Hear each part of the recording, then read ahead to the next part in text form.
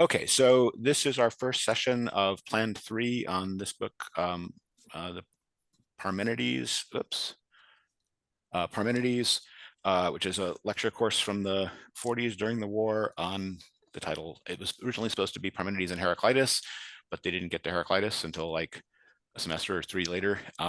So it's all just on Parmenides, and that's what it's been given as its title. And we're doing this in part because it's going back to the issue of the concept of truth and the history of the concept of truth, which is sort of what we were talking about in the previous 2 books.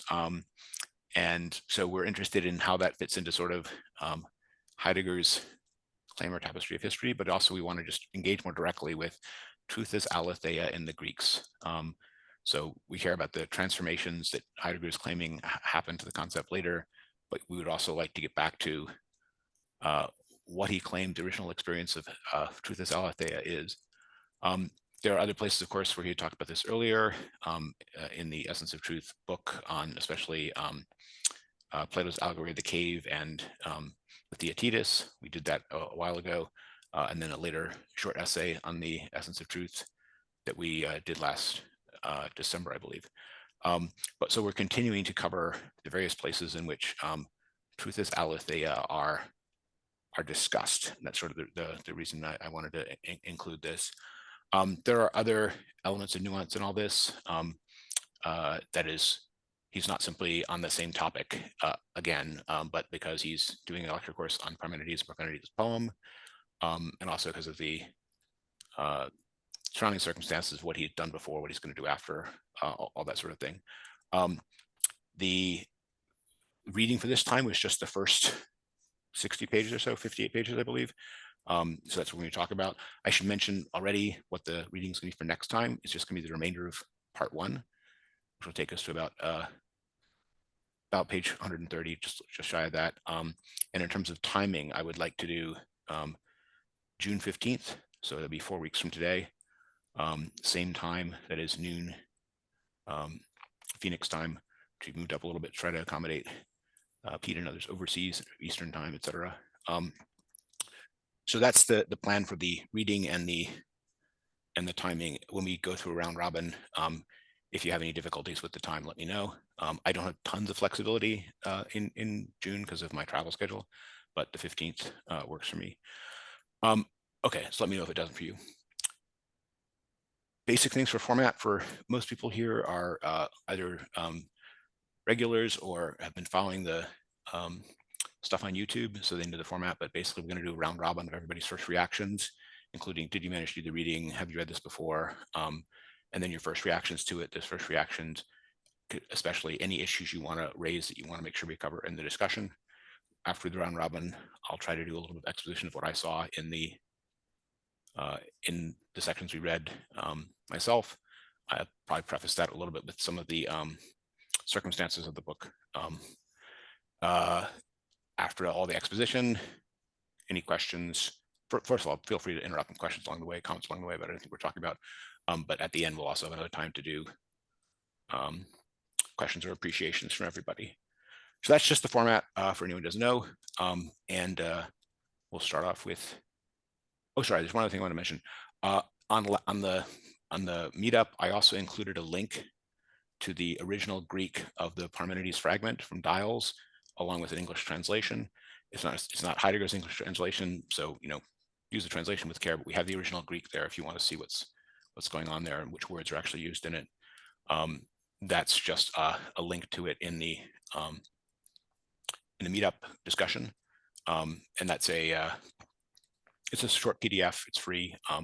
So I do want to talk about that a little bit more next time. I realized I didn't assign it as reading for this time, but I will refer to it in remarks, and we can go into it in more detail next time if people want to do so.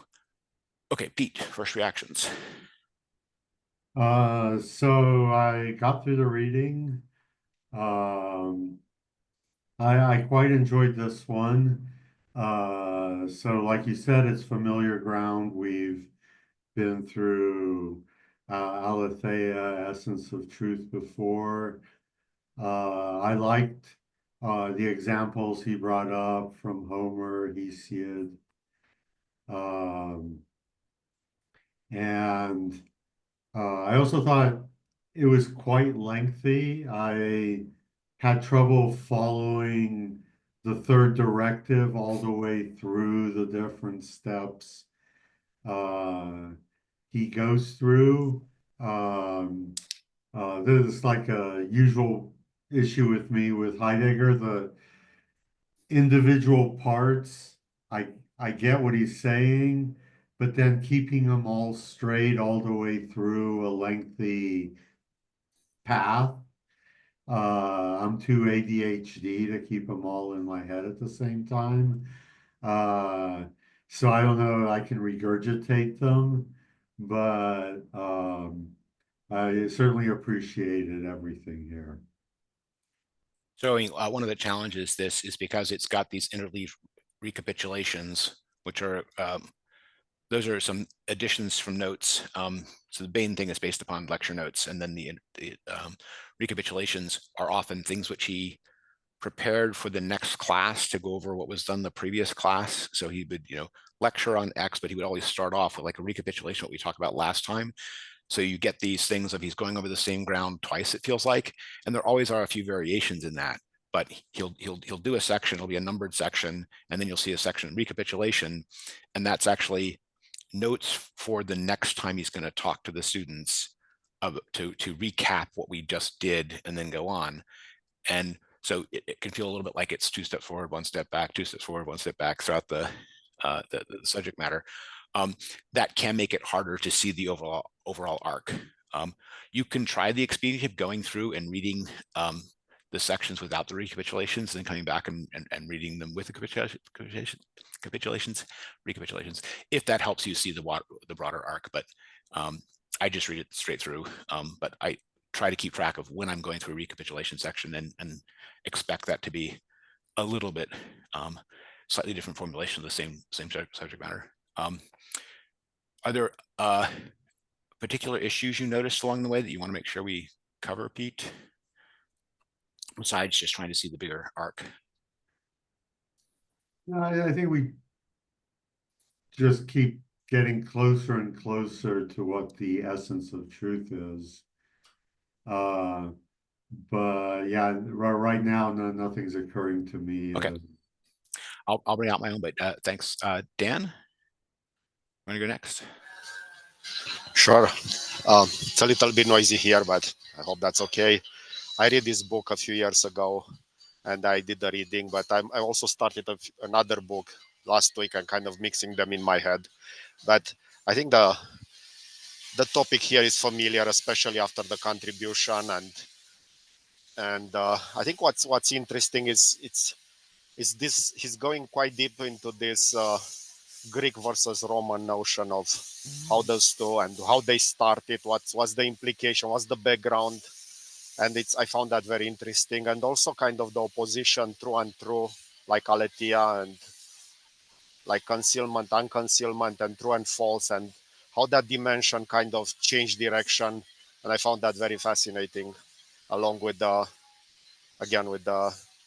Greek versus Roman background, and he's trying to kind of rescue the German background from this kind of mess and trying to point it towards the Greek direction. But yeah, We definitely want to talk about what the contrast he's making with the Roman veritas and false, right? As opposed to Aletheia and pseudos. He gives a fuller history, a history that we might be familiar with from the whole history of metaphysics you get in the Nietzsche lectures in the 30s. But he's going over a whole history of the changes of the concept of truth, or the essence of truth, which he calls history proper, or something like that. And he admits at points that some of the changes that he's talking about in the contrast between the Greeks and the Romans were already there, at least in precursors in Aristotle. But and then we have to track ourselves how much of what he ascribes to the Roman influence actually comes later, and where it comes later in the full history. But it's definitely something we want to track. and also the claimed switch of how the something like the sheltered or protected switches, how it is, how that same, think of it this way, experienced notion is in different parts of the truth falsity structure in the Greek reading and in the Roman reading. That's one of the main claims. But we'll definitely try to get to that when we get to the exposition things. Those are good topics to raise. Isabel, you want to go next? Yes, thank you. I found this reading difficult, and mostly because I don't have any Greek background at all, and I couldn't make out there was no dictionary, and I didn't get one, and I tried through the internet. It's very difficult.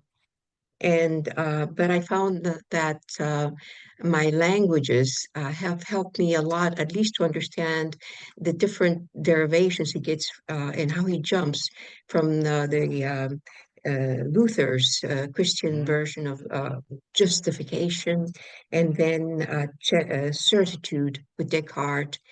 And for instance, in Italian, when I want to say, for instance, I can say, giusto, hai ragione, which means you're correct, you're right, you're correct, giusto. You say giusto, just. And also, but if you look at our own English, when you say you're right, there you have already right, that is, you rectitude, then you're standing upright, then you have certitude. And all that helped me, although the Greek did not. But remember last time, Jason, you were talking about whiplash, and I didn't notice any at all. And I think Pete didn't notice either. But here I got very terribly dizzy because what he begins with, you would think that verum, which is verita, would be truth, but he turns it topsy-turvy, and all of a sudden it is not. In fact, it is obscure. It's too obscure. And then you have aperio, open, and that is also turned totally. So as it turns out, verum turns out to be pseudos, which I found very difficult. You wanted us to track down pseudos. And I thought, well, the opposite of aletheia is aletheia, if you take away the A, right? No, it's pseudos, but it turns out that pseudos has a meaning also of hidden. So it has been a journey in language to me, but I always find it fascinating that he's able to draw all these elements together just by analyzing language. I will listen attentively to what you guys will be saying. Yeah, I mean, some of the stuff he makes out of Latin truth, we definitely have to, and its Germanized versions. He concedes, if that's the right word, that the German words connected to truth are coming from the Latin, not from Greek or more original. But we have to see what he says about that in the sheltering business. On pseudos, he himself makes much of the fact that already in the very earliest Greeks, pseudos is already the opposite of aletheia.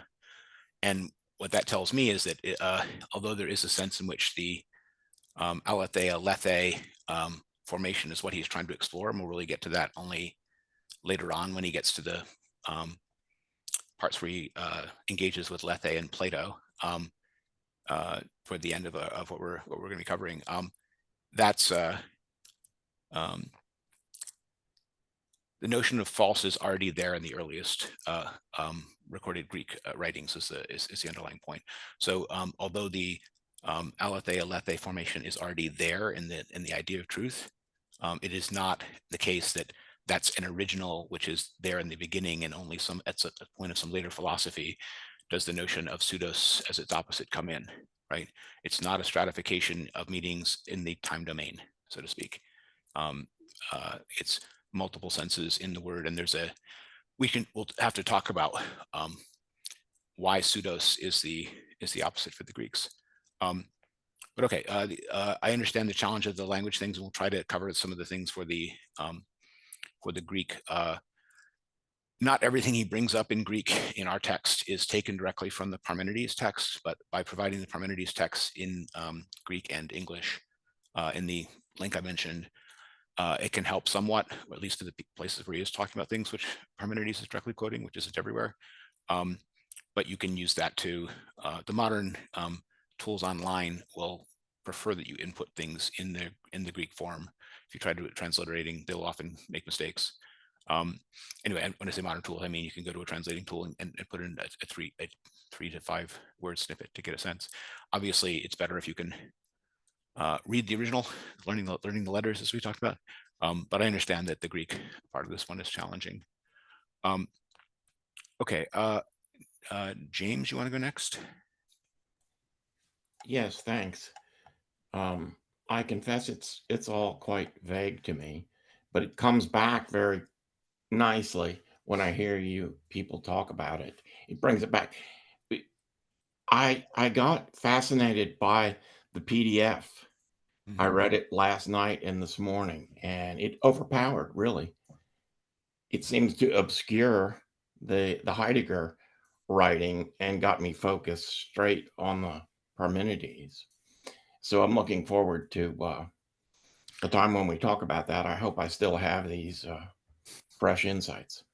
We will definitely try to talk about the Parmenides fragment in our own terms, in part because it is noteworthy here that in this entire lecture, not only does not lecture course, not only does not get to Heraclitus, but even in the Parmenides, after saying the way to do this is to heed the word of the original thinker, and we're going to follow the safest way, we're going to stick to the text, right?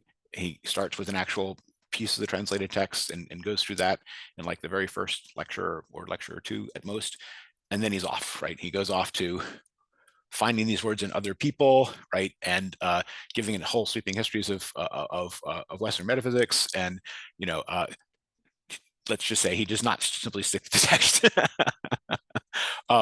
But we want to, at least in the places where he's making claims about it, making claims about Parmenides, go look at the text ourselves and do so. And there is a lot to hear and read in the Parmenides text he's picked, informed by what he's saying here, but that he doesn't actually directly address. And I will try to flesh some of that out so that we get at least part of the course on the Parmenides poem that he promised here, even if he didn't give it to his students. But fair to be fascinated by it. I find it one of the most impressive bits of the pre-Socratic philosophy, the Parmenides poem. The other place where Heidegger kind of engaged it is a little bit in the Introduction to Metaphysics book earlier. And there's a few other places I think, but in early Greek thinking, certainly. And the other person who was impressed that way is Heraclitus, and he talks about him later than this, as well as early in those places, and especially at length in early Greek thinking. But yeah, we definitely want to pay attention to what Parmenides himself is saying here, and realize that when Heidegger is giving us a rundown of what he thinks the Greeks thought about truth and what contrasts with truth, that is a looking away from what Parmenides himself, as the individual thinker and his individual ideas, is saying. And he doesn't primarily look to how Parmenides talks about the contrasts of truth in his poem itself for that perspective. He's mostly looking at the words and its usage in other places, in a way, the background from the language itself, understanding may have been. And then when he gets to the history of the changes, it's many layers of later philosophy on top of that. But we will try to deal with what Parmenides himself gives as contrasts about truth. Okay, great issue to raise. Jason, you want to go next? My namesake. Yes. The word unconcealment, I'm always wondering, is that supposed to be his historicist approach, or is unconcealment something that connects us to something primeval? Because I mean, he goes one direction, but he suggests there's another way. I mean, he's trying to translate as literally as possible the word construction aletheia in Greek, which has those elements, but he's also trying to find the modern words or concepts that are closest to it. So the idea that aletheia in Greek is is structured as a negative of this lethe, which is something like a concealed or forgotten or oblivion, and all of this he's trying to. He also sometimes calls it disclosure. In English, we say discovery, where you have the notion that you're uncovering as critical to. We would like to say of exploration as opposed to the truth. We often try to distinguish those things, the thing which is true from the discovery of it. And Heidegger is definitely pointing to the fact that the notion of a rising appearing is there throughout the basic Greek philosophical worlds. Is this historicist or is this primordial? For Heidegger, it's the beginning, and he's not distinguishing those two. He calls it the beginning when it's about these original experiences of origin and truth. He does think that that's kind of it's a grand formation of engagement with being and the idea of being, something like that, that he thinks is part of how we ourselves are part of the same civilization and history as the Greeks. That there's something originated in the Greeks that is still with us. He likes to say that the beginning is not buried in the past, but is something which is coming towards us. Why does he say that? Because he thinks that something that is still determining of what will happen next has this character of not just beginning dead and gone, but still coming towards us because still part of the history that we're a part of. He likes the conscious paradox of that, but the point is he's trying to treat this thing he calls the beginning as a formation we're still part of. He wants us to feel like it is, some sense, still ours. I don't know if that helps answer your question. Yeah, it does. Great. Yeah, so one thing with this, I think he's not just saying that the Greeks had a different understanding of truth from correspondence, but he's saying the uncoveredness sense of truth is the fundamental one, and then truth as correspondence derives from that, and then that's been forgotten through metaphysics, and to get back to the other beginning that he's prescribing for us, we have to go back to that originary sense of truth. So you're not wrong, but I'm distinguishing what he's saying here in this text from the broader thing which he says in the Essence of Truth essays, or the Essence of Truth thing we read last year, or in contributions, where you're right. There's a position of the sense of truth as unveiledness is the condition of the possibility in this Kantian way for the truth as correctness structure. It's kind of built on top of it, right? So he wants that layered fundament structure. But the fact that he sees there as being something needful and re-engaging with the level of that beginning is precisely because he wants to unsettle what is built on top of it, if I can put it that way, right? Another beginning is going to put in play things that were decided in moving towards the correspondent theory of truth, something like that. The fact that there is that layering in itself wouldn't tell you that you have to go back to it.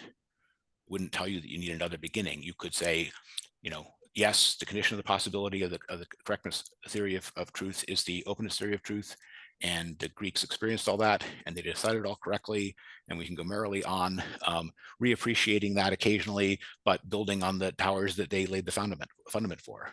And that's not the image he gives here. The image he gives here in our own reading is that there is a big Roman bastion that has the Greek notion of truth interred in the walls like a body that would have to be recovered, right? But the fact that he wants to recover it is because he is looking for an engagement with truth of being that he thinks requires re-engagement on that level. And that's separate from the claim about the history. You could believe the claim about the history and still think that all those decisions were correct and there's no reason to revisit them. right? Not his position, but we have to distinguish first what he says here as versus what he said in all the other essays we've read, but also what he claims is how the history happened versus why he wants to re-engage on that level of the unveiledness version of truth, which is kind of what contributions was all about. It's this idea of another beginning that is meant to ask a new question about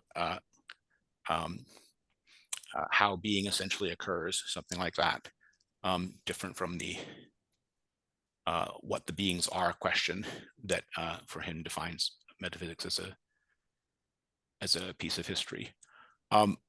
Okay, Jason, does that help? Do you have another question about this, or? Yeah, that's fine. Thank you. Okay, John. Hey, Jason. I read it very slowly, so slowly that I had meaningful engagement with all the pieces. I spelled out every Greek word. But, do I have an overall impression of what I've read in the first 56 pages? Not really. I can go back and sink back in. I did think it's interesting that he talked about Kierkegaard. I thought that was sort of an interesting aside. And, we picked on like some of those incidental things that he'll stick into the text. And I think there's probably more going on there with some of that. Basically for pseudonym to explain pseudos to people. Correct. He's famous for using pseudonyms. So sorry, keep going. Yeah. Well, okay, since I brought it up, but I have Training in Christianity, which is one of the books that he mentioned. And in the index of that book, you can actually find the sections where he talks about truth in there. And one of the things that he is amused by is the interaction between Pilate asking Jesus, what is truth? And Pilate is basically wanting a theory of truth from truth incarnate, like that. Du bist John, oder? Da bist du doch auch drin. Sorry? I think that was just someone who came off mute talking to somebody else. Okay, anyway, but that was just a sort of funny like sidebar for me in this whole thing. And I'm looking forward to the discussion today. So thanks. Okay. Yeah. There's lots of people who are brought up along the way in part to address possible choices of emphasis, like Hegel or Schelling would treat something differently here. So let's bring them up to explain that that's not what we're doing. And there's also people that come up in the history of truth, especially Descartes, Kant, Nietzsche, come up in that context. The Kierkegaard is not really engaged with directly.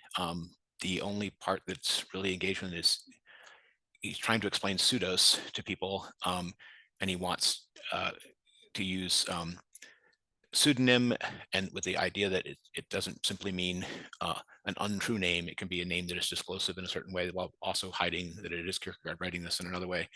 But it's more for illustration of the concept that he brings them up than for the content of what Kierkegaard is actually discussing any of those works of the lecture course. So, and Pete, you can definitely jump in here if you know as much or more about this than I do. This was given as a lecture course at Freiburg University in the middle of the war in what was the winter semester from 42-43. The way that worked is that started in October and ended in February. So it's starting in October of 42 and ending in February of 42. For those who don't know, that's basically when the war was shifting to one that Germany was losing. I don't know how much of that was immediately evident to everyone civilian life in Germany at the time. Some of it certainly would have been. Some of the big profile things like the Allies invading North Africa or something like that would have been very apparent in November. Basically, the German defeat at Stalingrad is like the week before finals, to give you an idea. So the point is, this is a extremely hectic time during the war itself. It's sort of a peak of the war itself. When he's starting the course, less obviously so by the end of the semester, rather obviously so. There were further significant disruptions to Heidegger's life from the war after this, but mostly like 2 years, year and a half to 2 years after this.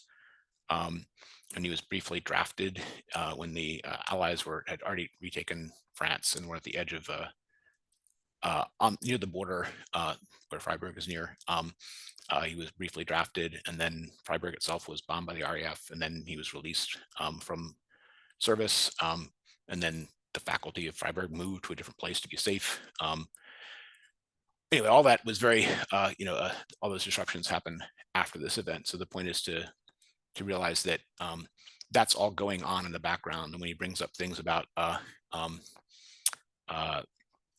high command or something, and we should be aware that he's talking about things like Roman Imperium and what that command is high command and all those sorts of things that's happening in the context of the war itself. There's some later, not in our own reading, but in the reading for next time, some examples also taken from contemporary events, so to speak, that would have been, a front of news, so to speak.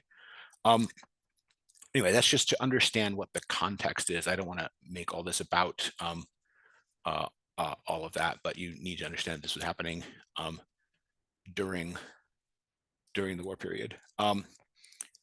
Okay. First of all, any questions about that, or Pete, anything you want to amplify about any of that?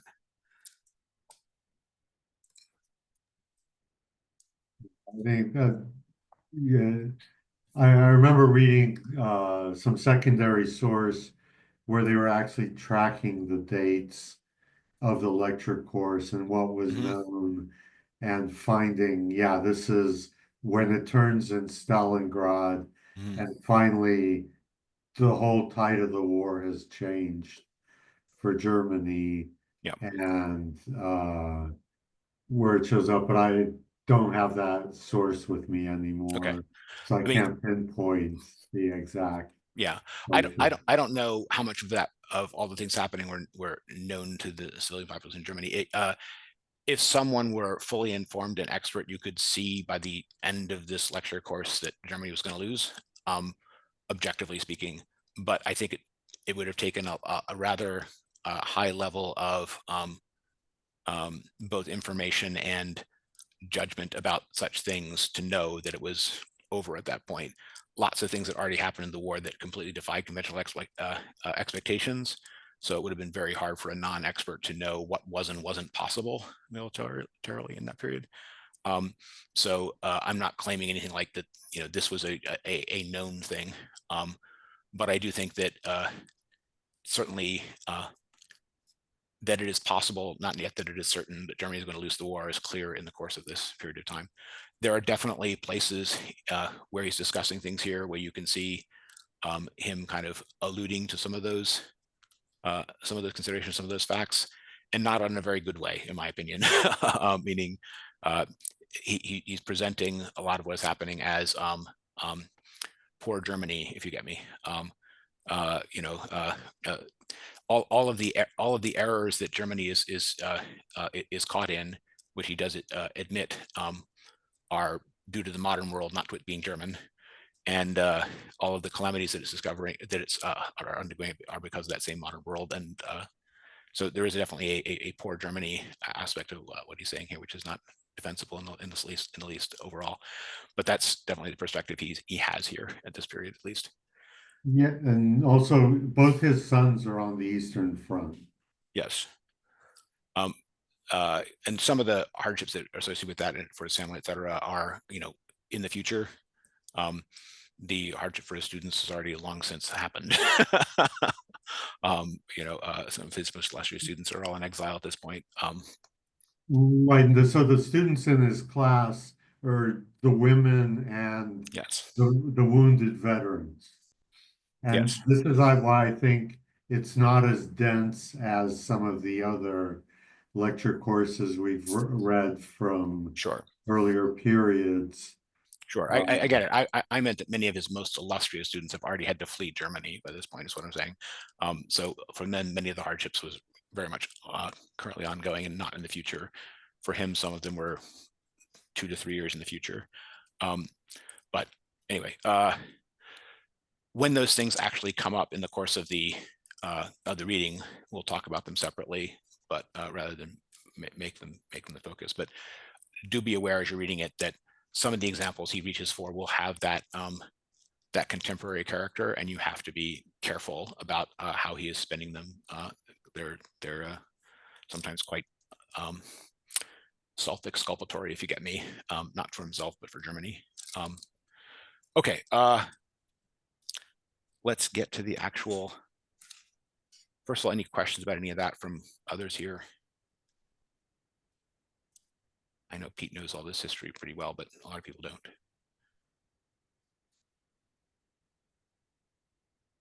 Sounds like no questions. So that's just stuff on the setting. The first thing I want to draw attention to is the thinkers he chooses and the beginning, the theme, making the theme of the beginning. First of all, the course is supposed to be on both Parmenides and Heraclitus, and he calls them uniquely the thinkers of the truth. And then he adds Anaximander and calls the three of them the thinkers of the beginning. And he says this isn't because there aren't thinkers earlier than them, it's because the beginning is their proper subject. But he doesn't say of Anaximander that that the truth is his proper subject. He does say that of Parmenides and Heraclitus. What are we to make of this? I mean, partly this is this issue of the history that matters being the history of the truth of being, or the revelations about being. Partly this is a selection of these are the lines that Heidegger himself is selecting out as the ones which he thinks have the deepest meaning, reaching farthest into the future on these questions, is the way I would put it. He's not necessarily claiming that some other thinker of the time, Anaximenes or something, wasn't in some ways a deep thinker. He's saying that for understanding beginning, origination, role of time in any of it, all three of these thinkers matter.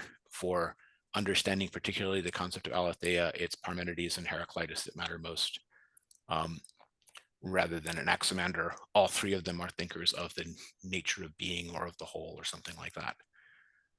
So he also lays out this rather complex notion of the beginning, where the beginning is meant to be coming to us from the future, not just in the past.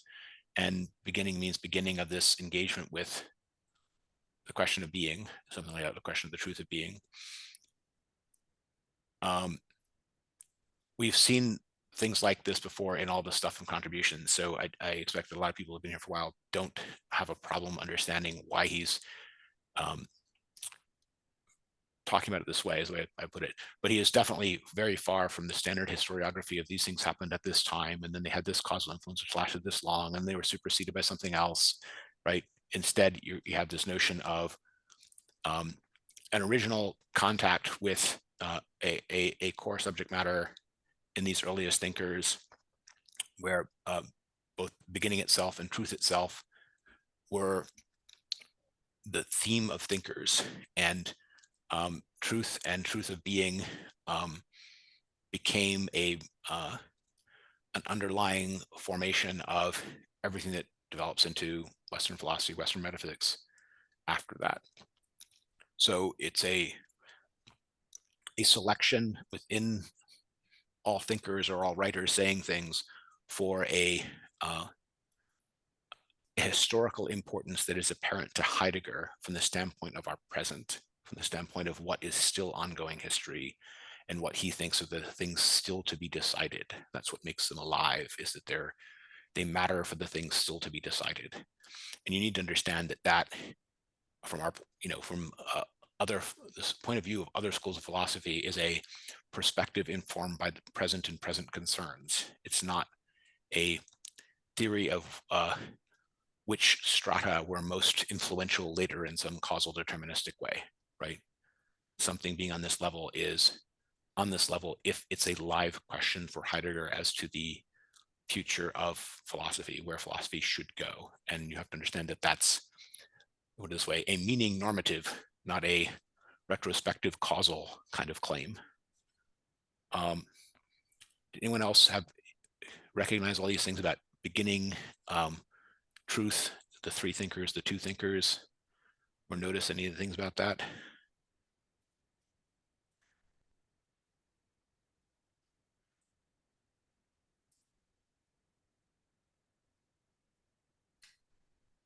Apparently not.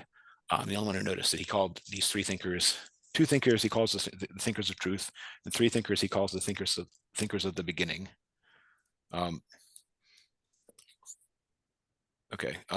He also says the first primordial thinker was Anaximander. By the way, a primordial thinker and the thinker of the beginning are synonyms. Okay. All of that is preparatory to getting to the actual poem itself. He spends some time explaining that we can't bring to this our expectations of what belongs in poems and what belongs in philosophical treatises. We have to treat it as thoughtful saying. Okay. Then he gives his first translation. We say translation because the part that's given here we get in English, but it was him writing in German, not Greek. How he translates fragment 22 to 32, which is where he chooses to begin. So there's a whole section of that fragment from line 1 to line 21 that he's left out. He's focusing in here, which is the part where the goddess receives him. The earlier section is all about the charioteer being drawn by his steeds to the the doorways of the end of night, something like that, where there's a lintel of night and day, and being conducted there by the daughters of the sun and immortal steeds for the chariot, right? All of that preamble he's leaving out here. There's stuff you can find in that, especially the notion of day, advent of day, daughters of the sun. There's a light and dark, night and day motif already that may be not without importance for concealment, unconcealment. That I would just point to if you want to look back at the original and see what's there in the first 21 lines that he's kind of elated. The other thing is the part he starts translating starts with, and the goddess received me, the goddess. If you look over in the Greek, goddess there is Theia, Thea. We only know it's goddess because it is singular feminine, right? It's first declension, singular feminine, right? Of Theo, of the same thing that gives us Theo in theology. So it is not the named goddess. It is not Aletheia received me. It is Theia, which is just the feminine singular for God, or divine. There was a previous mention of the heading towards the goddess in the very beginning of the poem, where it was just daimones, which is more like divine simply.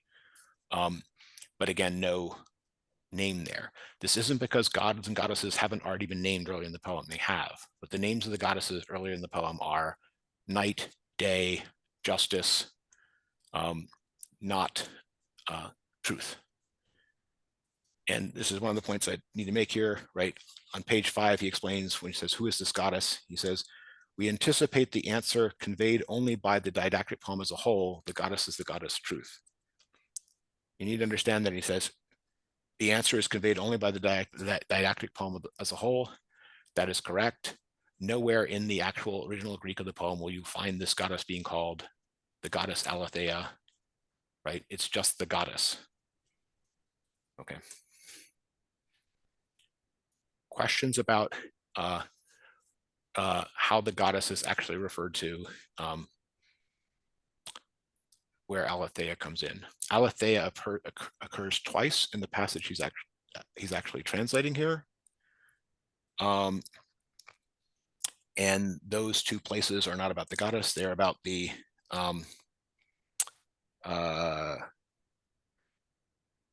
heart of well-enclosing unconcealment, the stable heart of well-enclosing unconcealment. That's the first occurrence of the word. And the second is around line 31, where he says, appearing in its appearance to mortals, where there is no relying on the unconcealed. That is his translation of the second occurrence of the word, which is not as aletheia, but as alethes, that is ending just es, not as a noun, but as an adjective. It's an adjective to pistis, which is faith, or how is he translating it? Relying. He says no relying on the unconcealed. The formulation in Greek is more like not a true faith, right? Not a true belief. Pistis is faith or beliefs, and the aletheia that occurs right, the alethes that occurs right before it is the adjectival form modifying pistis. So it's true belief or true faith that he calls reliance on the unconcealed. Okay, those are the two places where the actual Greek word aletheia occurs in the passage he's translating. Neither of them directly about the goddess. Right, it doesn't he's not saying she's the goddess of truth. Yep. She is truth. Yes, but my point is that he's saying she is truth. Parmenides is not saying she is truth. Parmenides is portraying, he goes to the temple of night and day, and the goddess takes him in hand and teaches him everything that he needs to know, right? And Heidegger says that goddess is truth because that is the goddess who is teaching him about truth, right? But we need to understand that when Parmenides is referring to that goddess, he says Theia. He does not say Aletheia. I just said that to bring out the fact that there is a hidden similarity between Theia the goddess and Aletheia, which can be a little bit spurious because it's more in English than it is in Greek. But as we'll get to later, Aletheia is an aprivative for sure of lethe, and the root lethe lethon is all about forgetting. But there are other formulations in Greek of a le or li, le or li, in front of something, meaning without it or absence of it. And Heidegger brings up one of these himself from Pindar.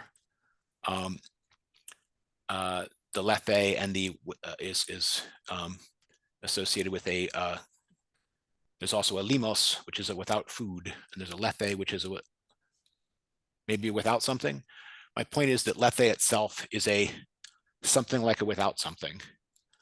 What is the something that lethe is a without? The answer is seen. The the in lethe that come after the le are not for God. They're for seen, as in theater. So, but the fact that in Greek, the word for to be seen or to see and the word for the divine are incredibly close is one of those who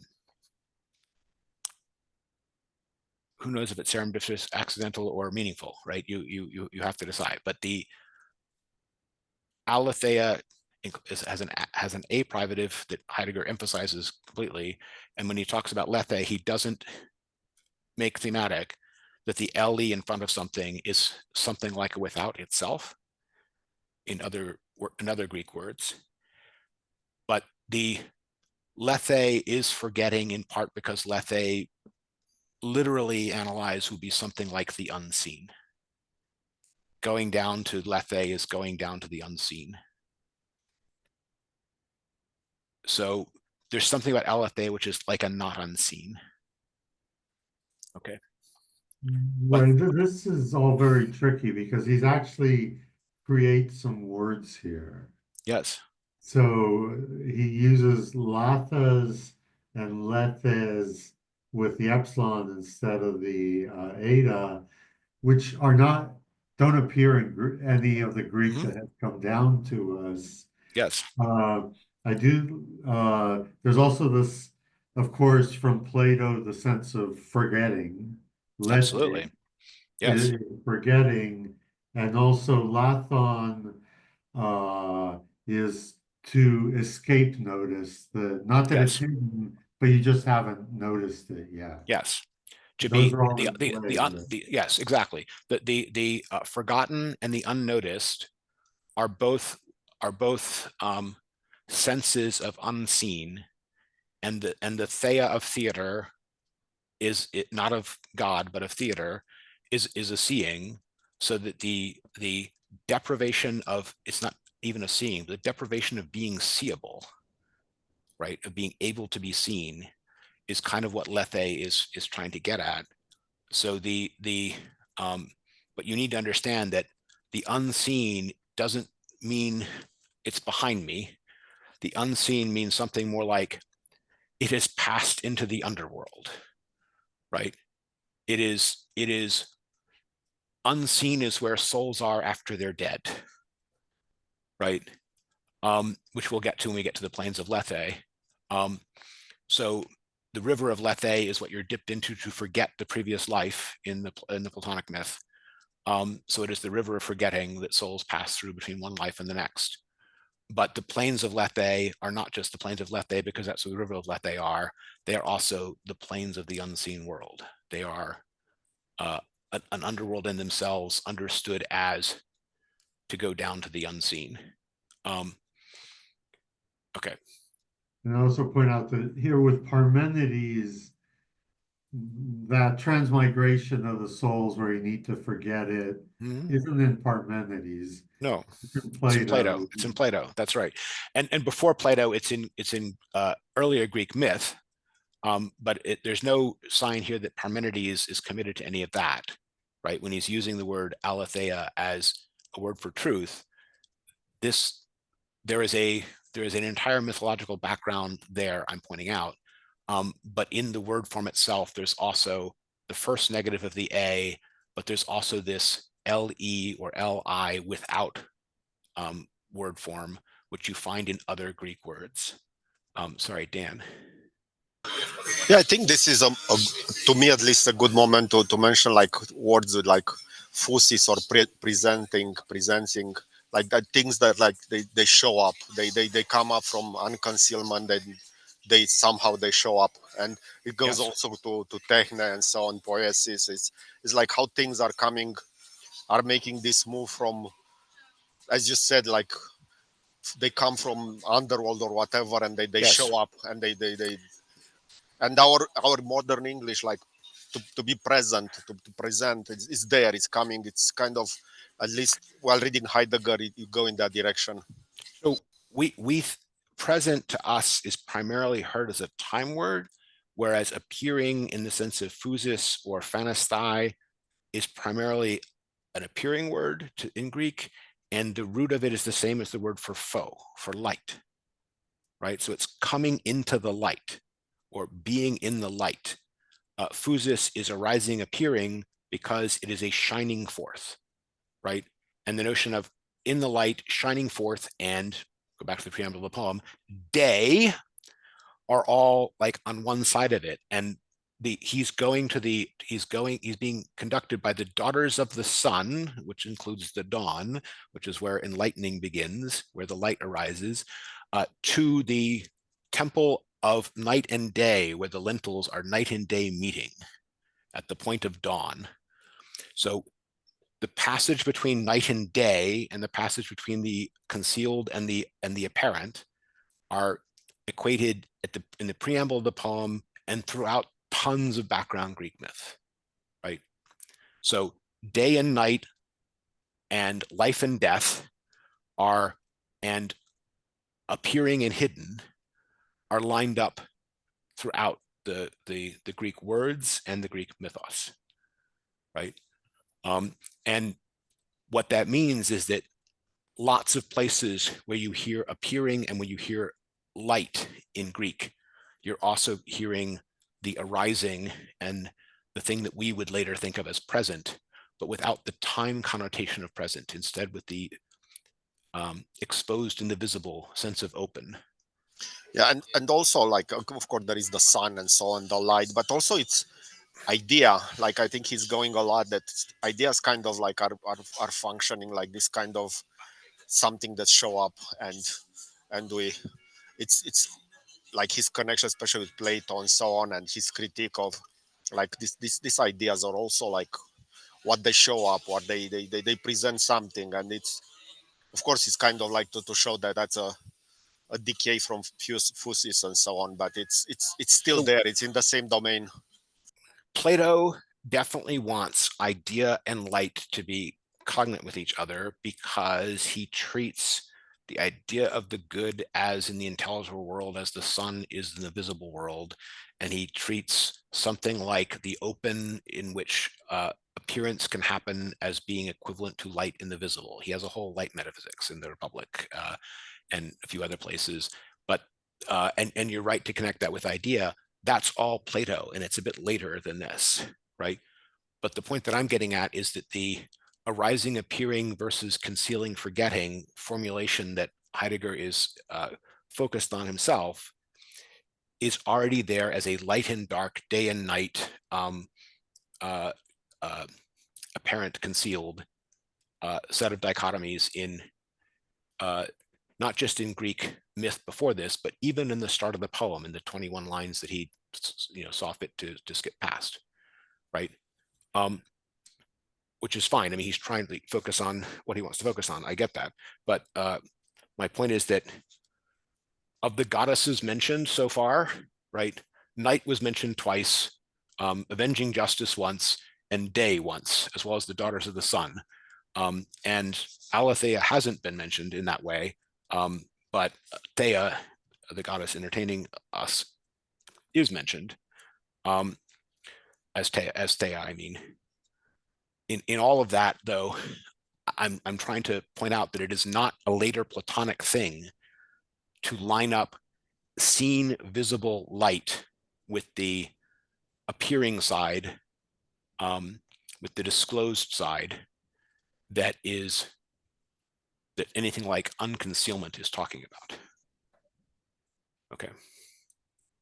The into the light notion of disclosure is already there in the earlier Greek, and it's already there in the earlier parts of Parmenides' own poem. Okay. Okay. The other thing I want to draw your attention to in this passage that he's translated is Heidegger is going to give us all this oppositional understanding of what truth is and what truth is not. We're going to understand what truth is in part by what we contrast it with. We contrast truth with pseudos, truth as aletheia, with untruth as pseudos, and with verum and falsus in the Latin, right? Those contrasts are going to be important here, right? But those contrasts are taken from the Greek dictionary, how Greek normally talks about it, and passages out of Homer and Hesiod. Is there a contrast being drawn between truth and something being contrasted with truth in the passage he is translating here himself in Parmenides? I claim there is. Right? It's not the one he focuses on, but there's something being contrasted with the stable heart of well enclosing unconcealment, where you have to notice that it's enclosing as well as concealment, enclosing unconcealment. The appearing in its appearance to mortals, where there is, he says, no relying on the unconcealed, where there is no true faith.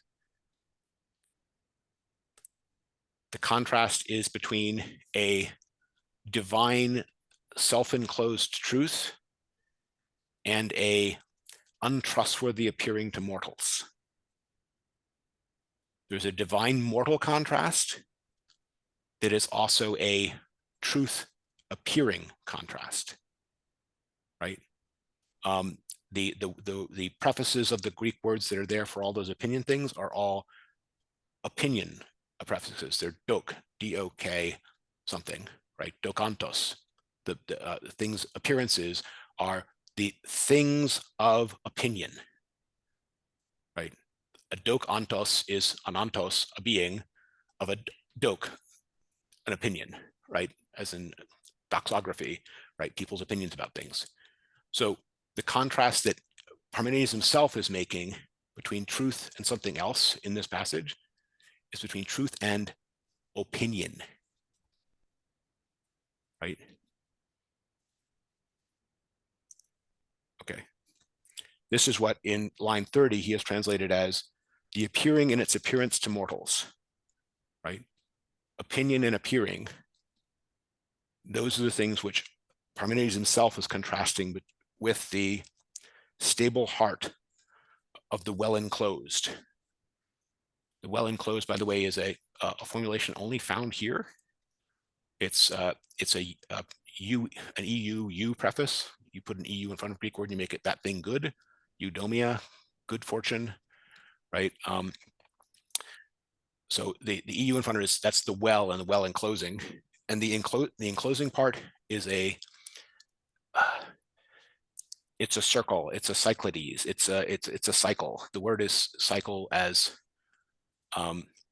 some other English translations say well-rounded, right? Which isn't quite the connotation in English, but well-round, well-enclosed, well-encircled.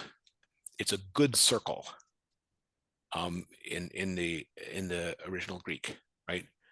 So the heart, the stable heart of good circled unconcealment, good circled truth. And you need to see that there's something paradoxical in taking something which is an unconcealment and grabbing it in a circle, right? Enclosing it. It's normally concealment which is that enclosed. And this is exactly the kind of contrast that Heidegger is going to bring out later between the enclosed as sheltered versus and protected versus as disclosed, as open, right? My point is there's already a contrast between what counts as truth and what it is opposed to in the poem itself from Parmenides himself. And that contrast is truth and opinion, the well enclosed versus the how the appearing remains called upon to be apparent, where it shines through everything, and in that way brings everything to perfection. That is very much a Heidegger gloss, right? The perfection there is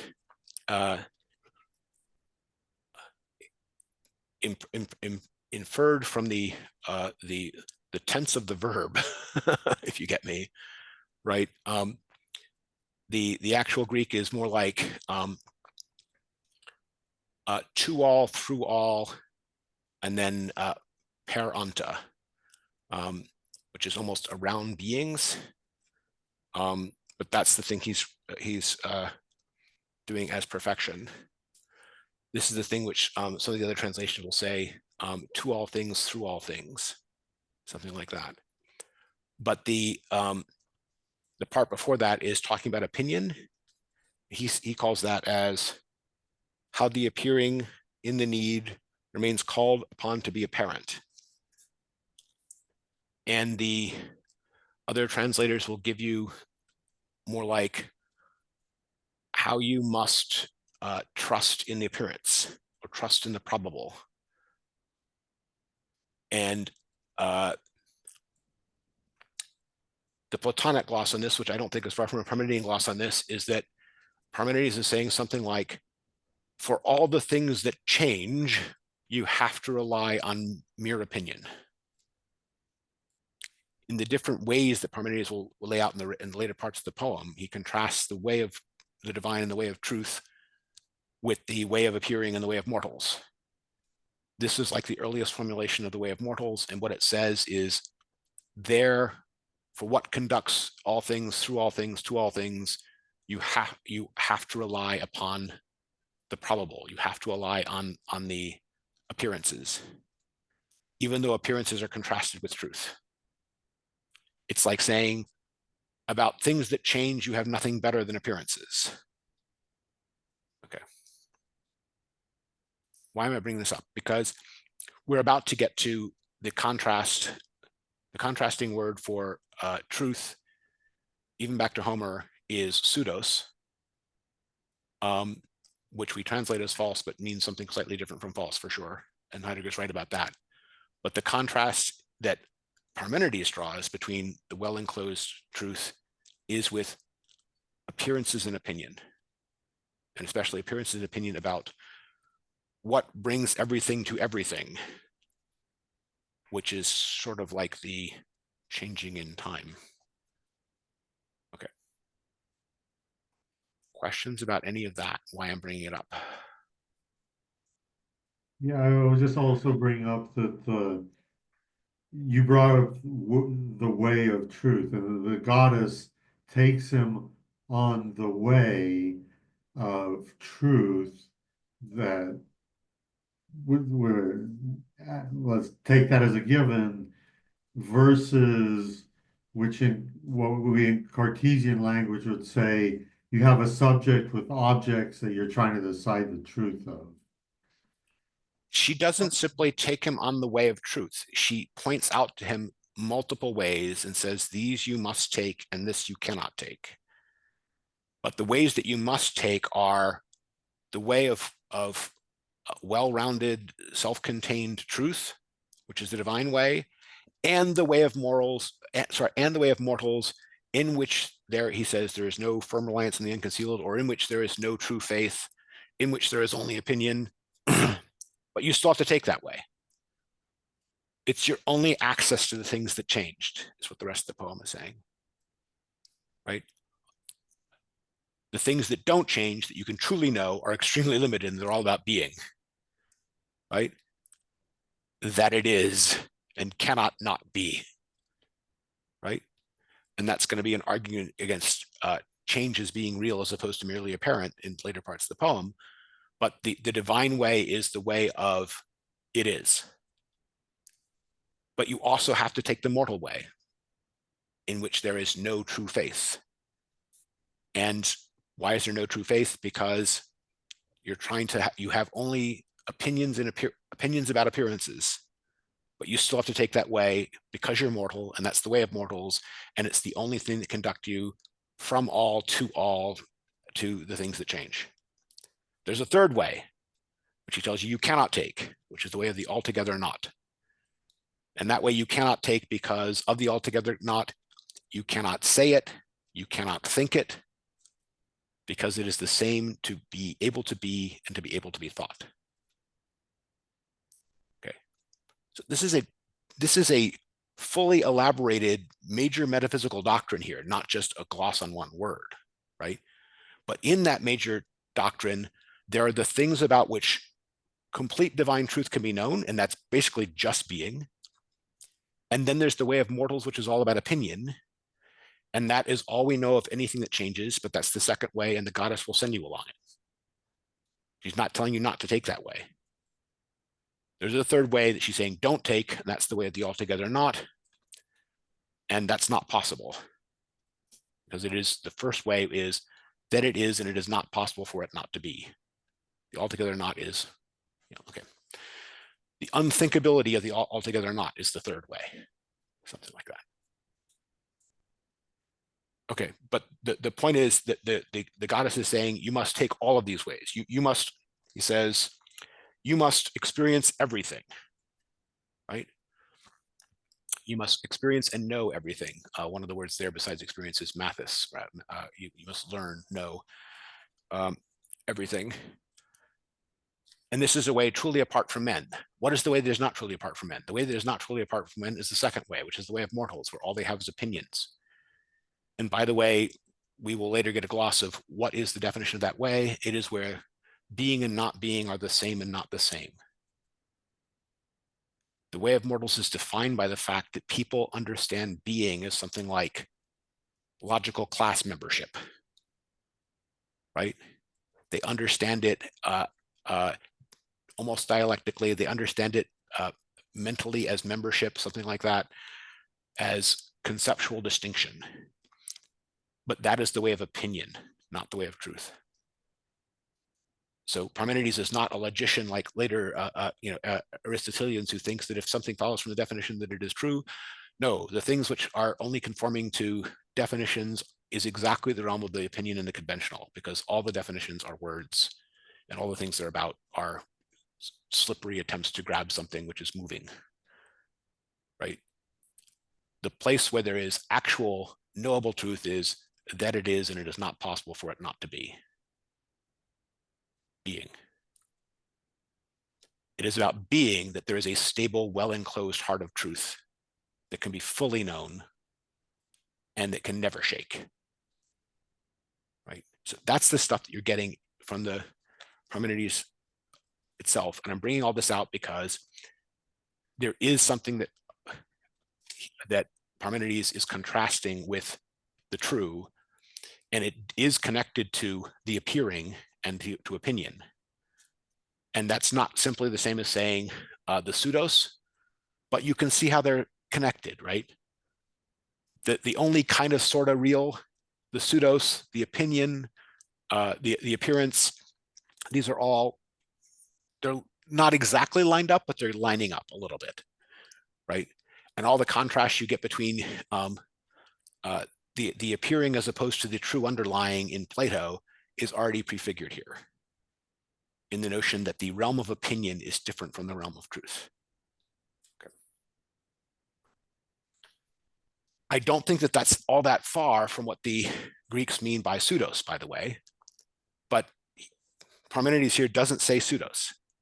He says dokantos, the beings of opinion.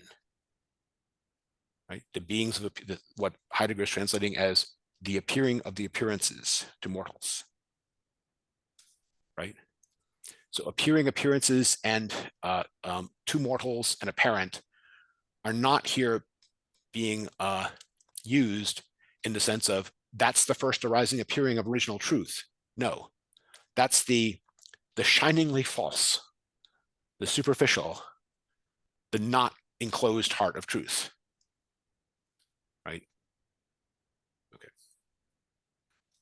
I think part of the reason that Heidegger is not highlighting this, bringing this out, is because Heidegger and Parmenides do not agree on all their opinions about truth and being, right? So yes, you can try to recover what the Greeks first experienced of Aletheia, and you can try to recover that in Parmenides himself, but Parmenides, the man and the philosopher, with his own words, with his own claims, with his own sayings, is also going to be there, not just an original Greek Aletheia. What Parmenides himself, distinguished from all the other Greeks and all the other Greek philosophers, thinks about what is contrasted with truth is going to be there. And what he thinks about what is contrasted with truth is the flighty way of morals in which there is no true belief, in which there is opinion. Okay. Okay. We're heading towards the notion of pseudos, which is going to take us into being a part one in the third directive, which is to understand something from what contrasts with it. But before we get there, any other questions about this whole introductory section before we get to pseudos and trying to understand Aletheia from its changing opposites?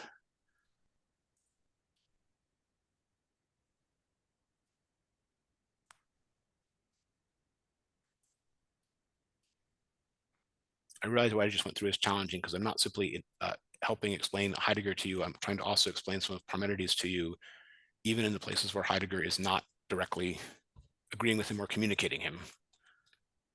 Okay. What's the best translation of pseudos into English? It's not a multiple choice question, but everyone has to answer it. I'm going to do a round robin. If you want to translate pseudos into English, Pete, what do you choose? I'll go with false. If we're not doing the Latin falsum and we're doing English, I'll go with false. Non-Latin falsum. Okay. Does it have any connotation of fall? Latin does. Okay. Okay. We'll come to the Latin false a little later. But okay. Dan, do you have a favorite translation of pseudos? I know, maybe semblance or phony or something like that. Semblance, probably. Semblance or phony. Those are both quite good. Phony is a little more earthy and a little less Latin. Yeah, phony is not bad at all. James, Yeah, I won't venture a guess if that's okay. you don't have to venture a guess. John, I'm with James. okay. Jason, my namesake. You have to translate pseudos. What are you going to pick?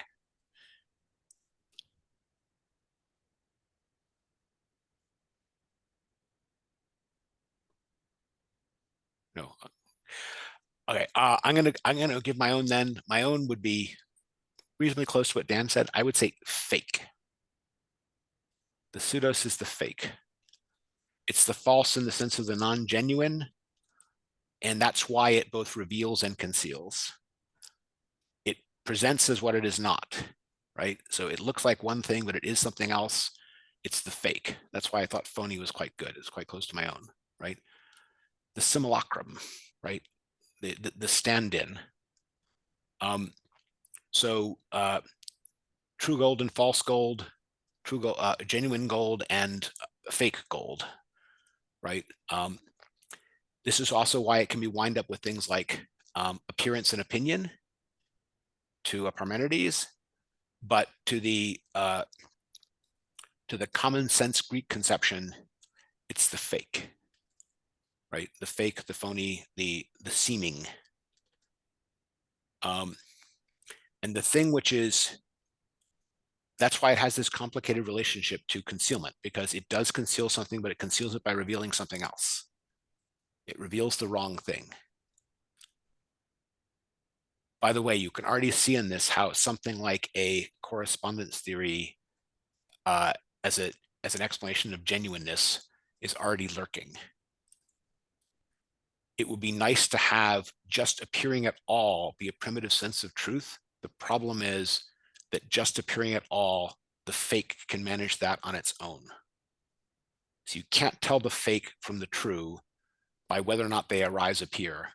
They both do. Dan? Related to this, I remember when I read the first time Being and Time, there is that entire section about signs there, and I didn't grasp it. And I think this is going there. Like signs are something that show something or show or hide or something like that, and it's the same concept, but it's I think it's related to signs, and that's why Heidegger discussed them, I think, in Being and Time and return to them in different forms. He talks about signs here too, you're right. And in Being in Time, he makes much of it for interpretation. There's the famous Heraclitus saying that the oracle that is at Delphi neither reveals nor conceals, but gives a sign, which means does both at once, right? So the notion that giving the sign is an intermediate thing between the revealing and concealing, right? Heidegger uses the example of the lightning flash from Zeus, right?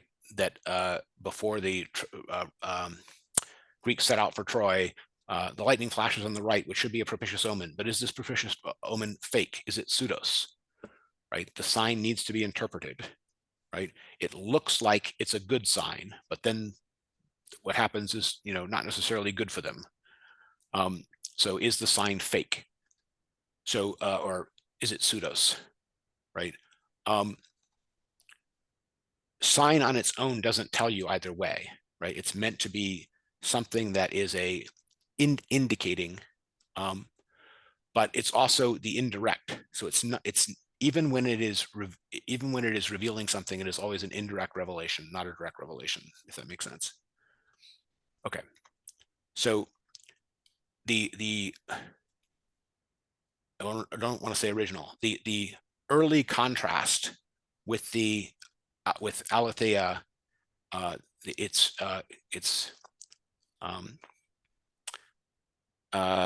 polemical opposite is the pseudos as the fake. John. So is it related to like a substitute or a stand-in? Do you see it that way? Yes, or it can also just be what stands in front of what appears to be. He gives Heidegger gives the examples of putting something in front of the door to hide the door, right? Which doesn't mean it's trying to be a door. It's just blocking your view of the door. That's sufficient, right? So, but the sense of something being a pseudo something else is definitely that it's a fake something else. That's why I like fake as a translation. But of a statement that it is false doesn't require that it be. It shifts its meaning when it's about statements than when it's about objects, if you get me, or when it's about things.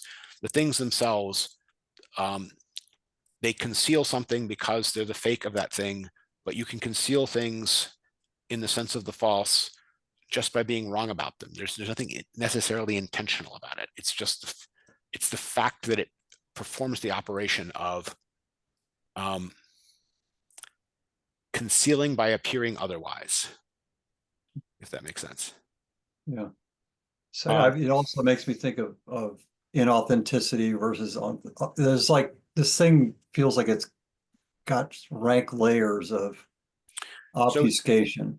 So genuine and almost are definitely meant to be lined up, but the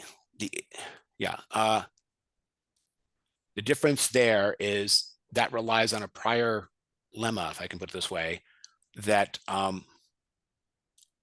when you are your almost, you are your true self, something like that, right?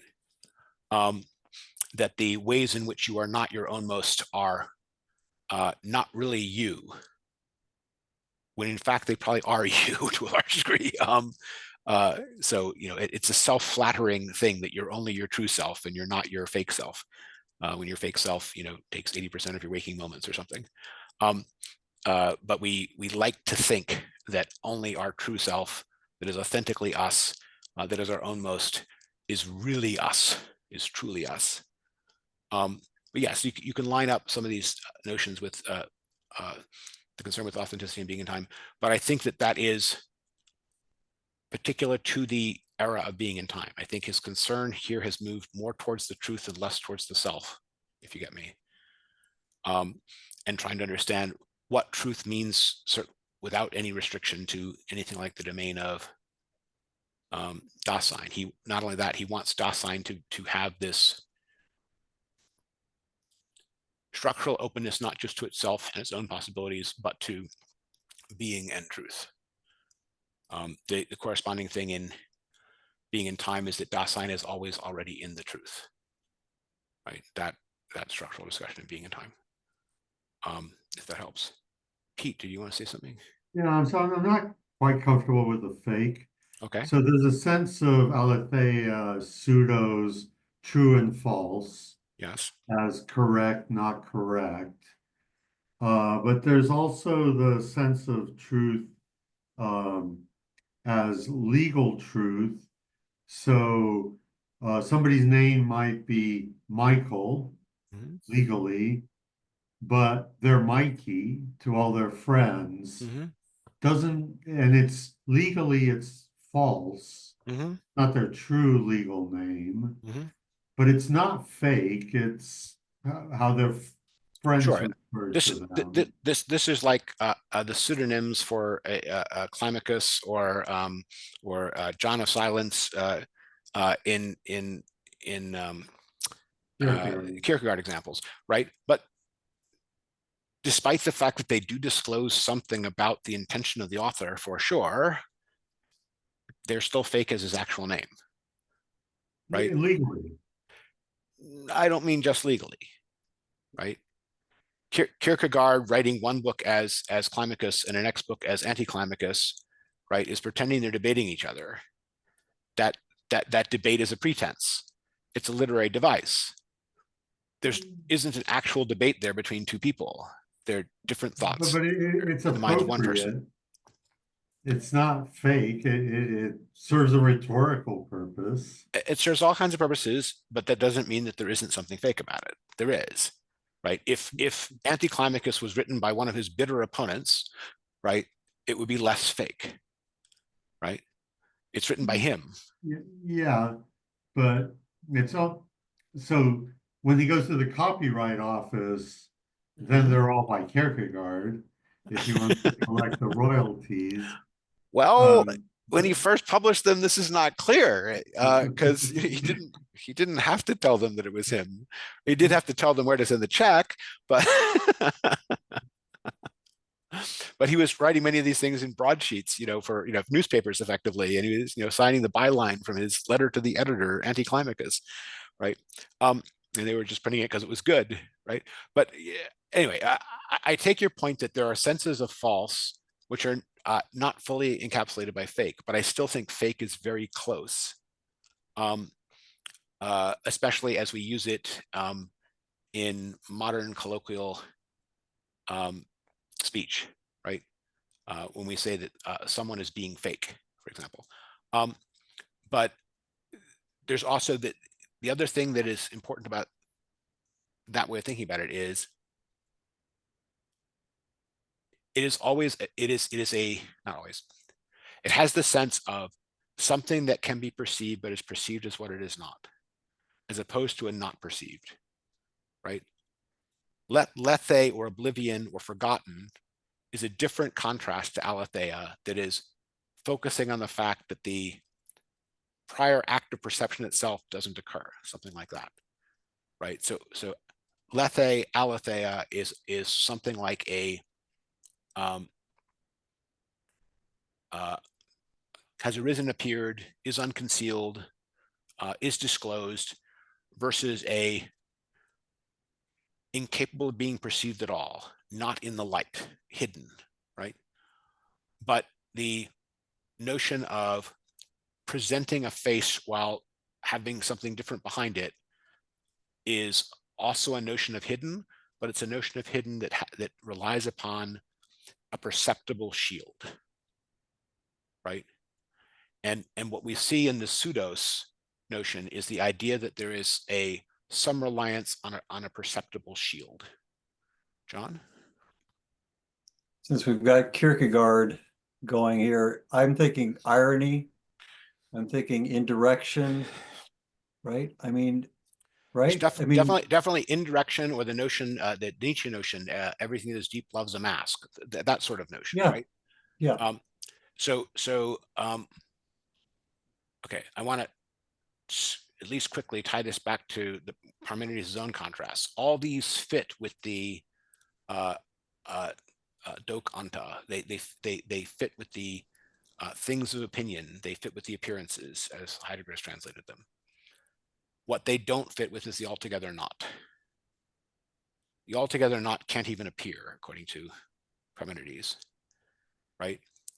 So there's the notion of lethe, which I do not find in Parmenides, but there's also the notion of the altogether not, which is a different contrast to truth. The primary contrast to truth that Parmenides wants to draw is between the truth and the appearing, but the appearing is midway toward being, because it is not the way of the altogether not. The way of the altogether not is, the altogether not cannot be, something like that. Is that the false? Not simply. It's not even false. It's unthinkable. We get the notion after Aristotle that things which are inconsistent are unthinkable because being must be univocal, right? That's the principle of contradiction, or principle of non-contradiction in the metaphysics as the core metaphysical principle. But that's a deduction from the prior expectation / confidence that being will not contradict itself, something like that. That's not the notion of the altogether not that you're getting here, right? Which is, if I put it this way, way more limited. John, I can't tell if your hand is still up and you want to say something again, or? Yeah, just that you can't think if you're not a being or something like that. Is that thinking being or no? That is not what Parmenides is saying. Parmenides is saying the thing that cannot be thought. So an example would be like a round triangle. Yes. Or in his case, a being that is not.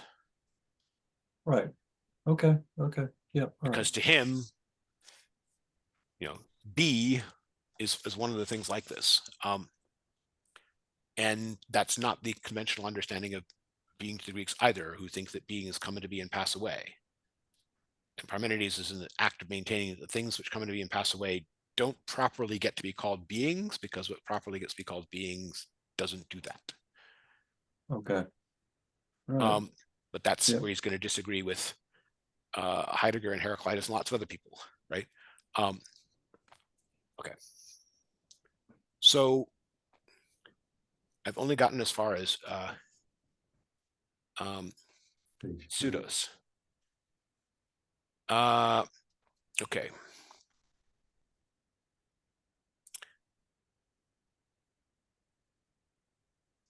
Pseudos transformed into false. This is where we start getting to the Latin history, or the claims about what happens in translating to Latin. Did anyone notice anything about what happened when he told us that the primary meaning of false is to bring another to a fall?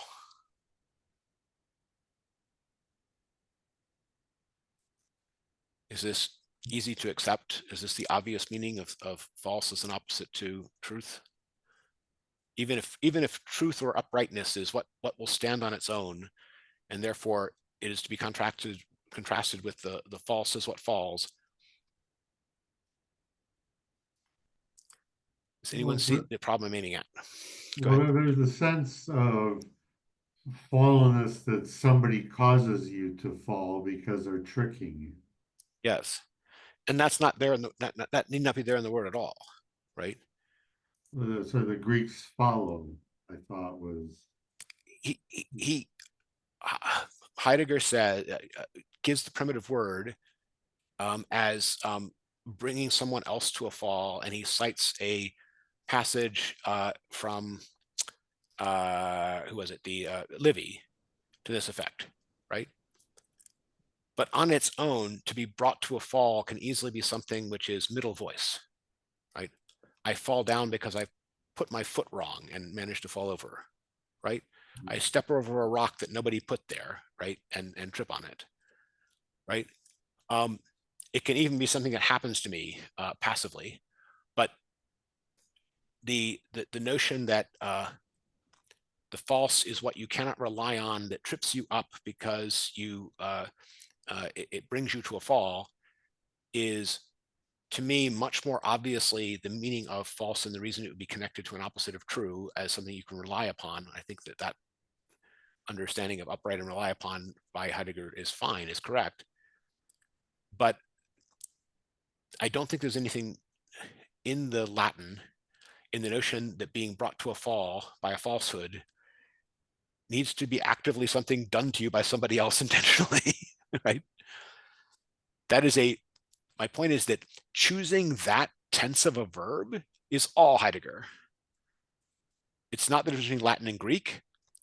It's the difference between choosing concealed as something which Odysseus is. He is concealed to the others as the one shedding tears in this middle voice, right? Of it's just what is transpiring in the world, right?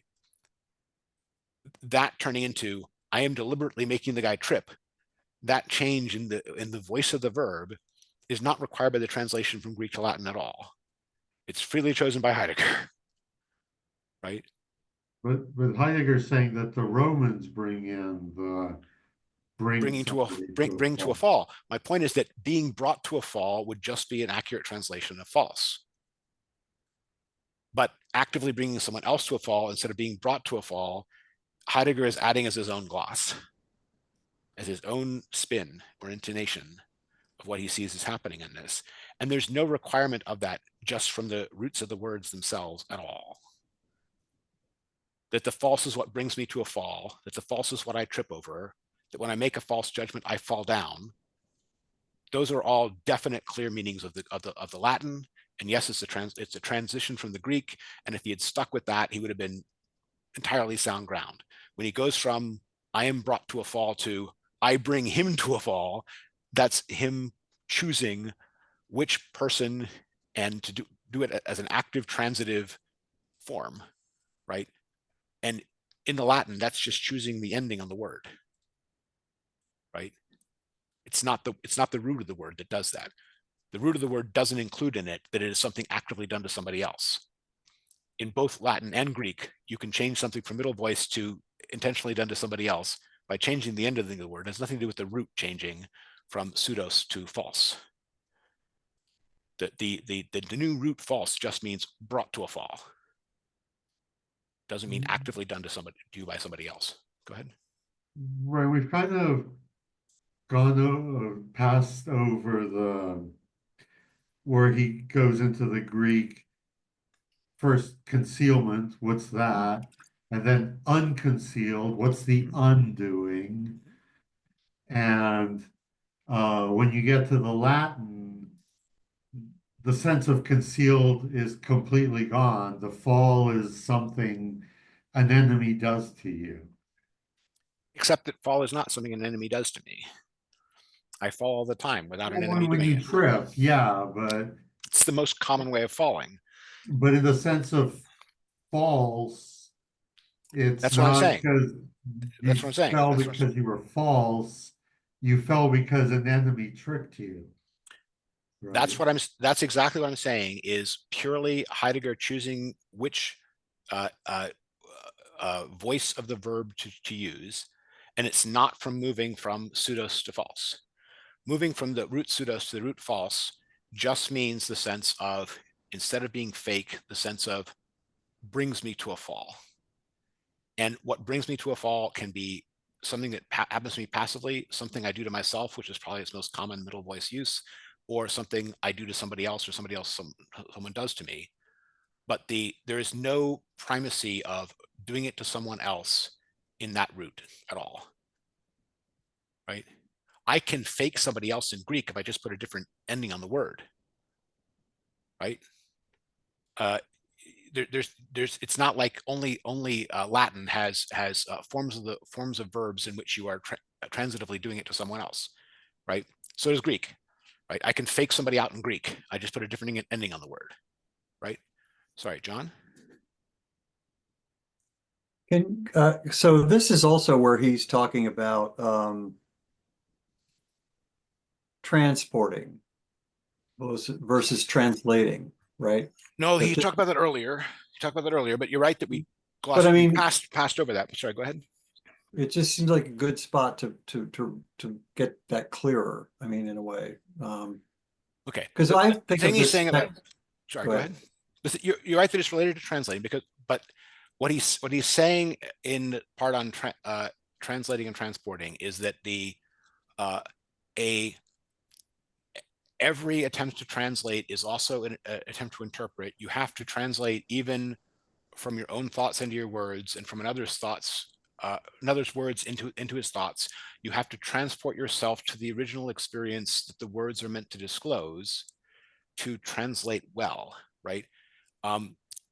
Translating well is being transported to the original experience the words are there to disclose. And this is why he, at the same place, claims that you even have to translate German into German, right? It's not something that only happens between one language and another. It's something that happens between thoughts and words, another person's thoughts, another person's words, and your ability to experience them. And translating has to be transporting to become genuine and revelatory, if that makes sense. So that is a doctrine about translation as interpretation, as getting original experience of the domain of these things. The way in which that's coming in and all the wordplay he's doing here is he's trying to reawaken the context of relations around a word. Like, what does it mean to conceal something? What does it mean to shelter something? What does it mean to disclose something, right? All of those are attempts to transport people to the environment of surrounding meanings and intentions. So in the case of the replacement of Aletheia pseudos with veritas falsum, right? That replacement is something that Heidegger is trying to himself teach us about the importance of. And what I'm noticing is that in that he is putting a interpretation on the falsum side of that, which doesn't need to be there at all in Latin veritas falsum, right? He's right that veritas falsum is a different contrast, and he's right that the falsum side of it is being brought to a fall. But when he emphasizes being brought to a fall as something that the clever imperial commander does to his enemies to keep them from getting too uppity, that is all him. That is not Latin. Okay. Right? Does that make sense? Well, yeah, I just said I was thinking about transporting as going back and trying to imagine the beginning, but on page 39, it sounds like transporting of pseudos into the Roman imperial domain of overthrowing the real event of history is the assault of Latinization in the Greek-Roman domain of history in the modern view of the Greek world through Roman eyes. It feels like the transporting is moving the other direction. He is claiming there that we cannot see the Greeks because we look at them like Romans, and that especially is because we have adopted the put it this way, the Roman imperial posture or pose towards truth and falsity of truth is the strong which lets me conquer, and false is the mistake that brings me or others to a fall, right?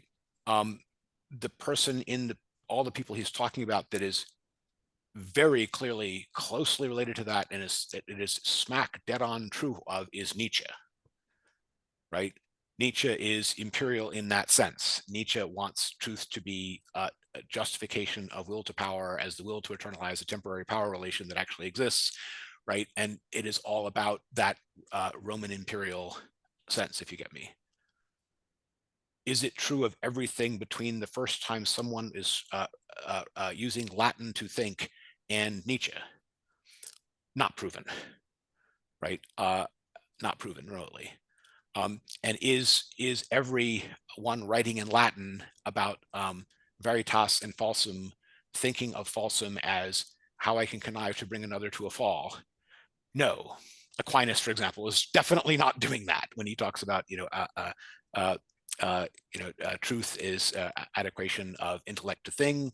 He's talking about being humble before the thing and taking your directives from it and all that kind of stuff. And he's not trying to bring the thing to a fall nor other people to a fall. He's not thinking imperially about it at all, right? He is thinking in terms of correctness, but there's no, Livian stratagem nor any Nietzschean will to power in Aquinas, right? It's just not appropriate. Dan? Yeah, to me, regardless if it's this verb to fall, even if it's I fall by myself or someone else makes me fall, it's kind of going in that direction of missing the mark, and it's moving towards something normative, and that's kind of moving in the direction that you compare something with something else, and it's going there with correspondence and so on. So you're not wrong that there is correspondence to it. There's also even a move towards what I can rely on as opposed to what I cannot rely upon. And that Heidegger's entirely right in that shift. I'm just pointing out that shift, which is the real shift, is being accentuated to a degree that I cannot see any support for by just choosing to put it in the active transitive, I do it to somebody else, right? That's Heidegger may have his own reasons that he wants to say that, especially, in the time that he is and the other examples he's putting there.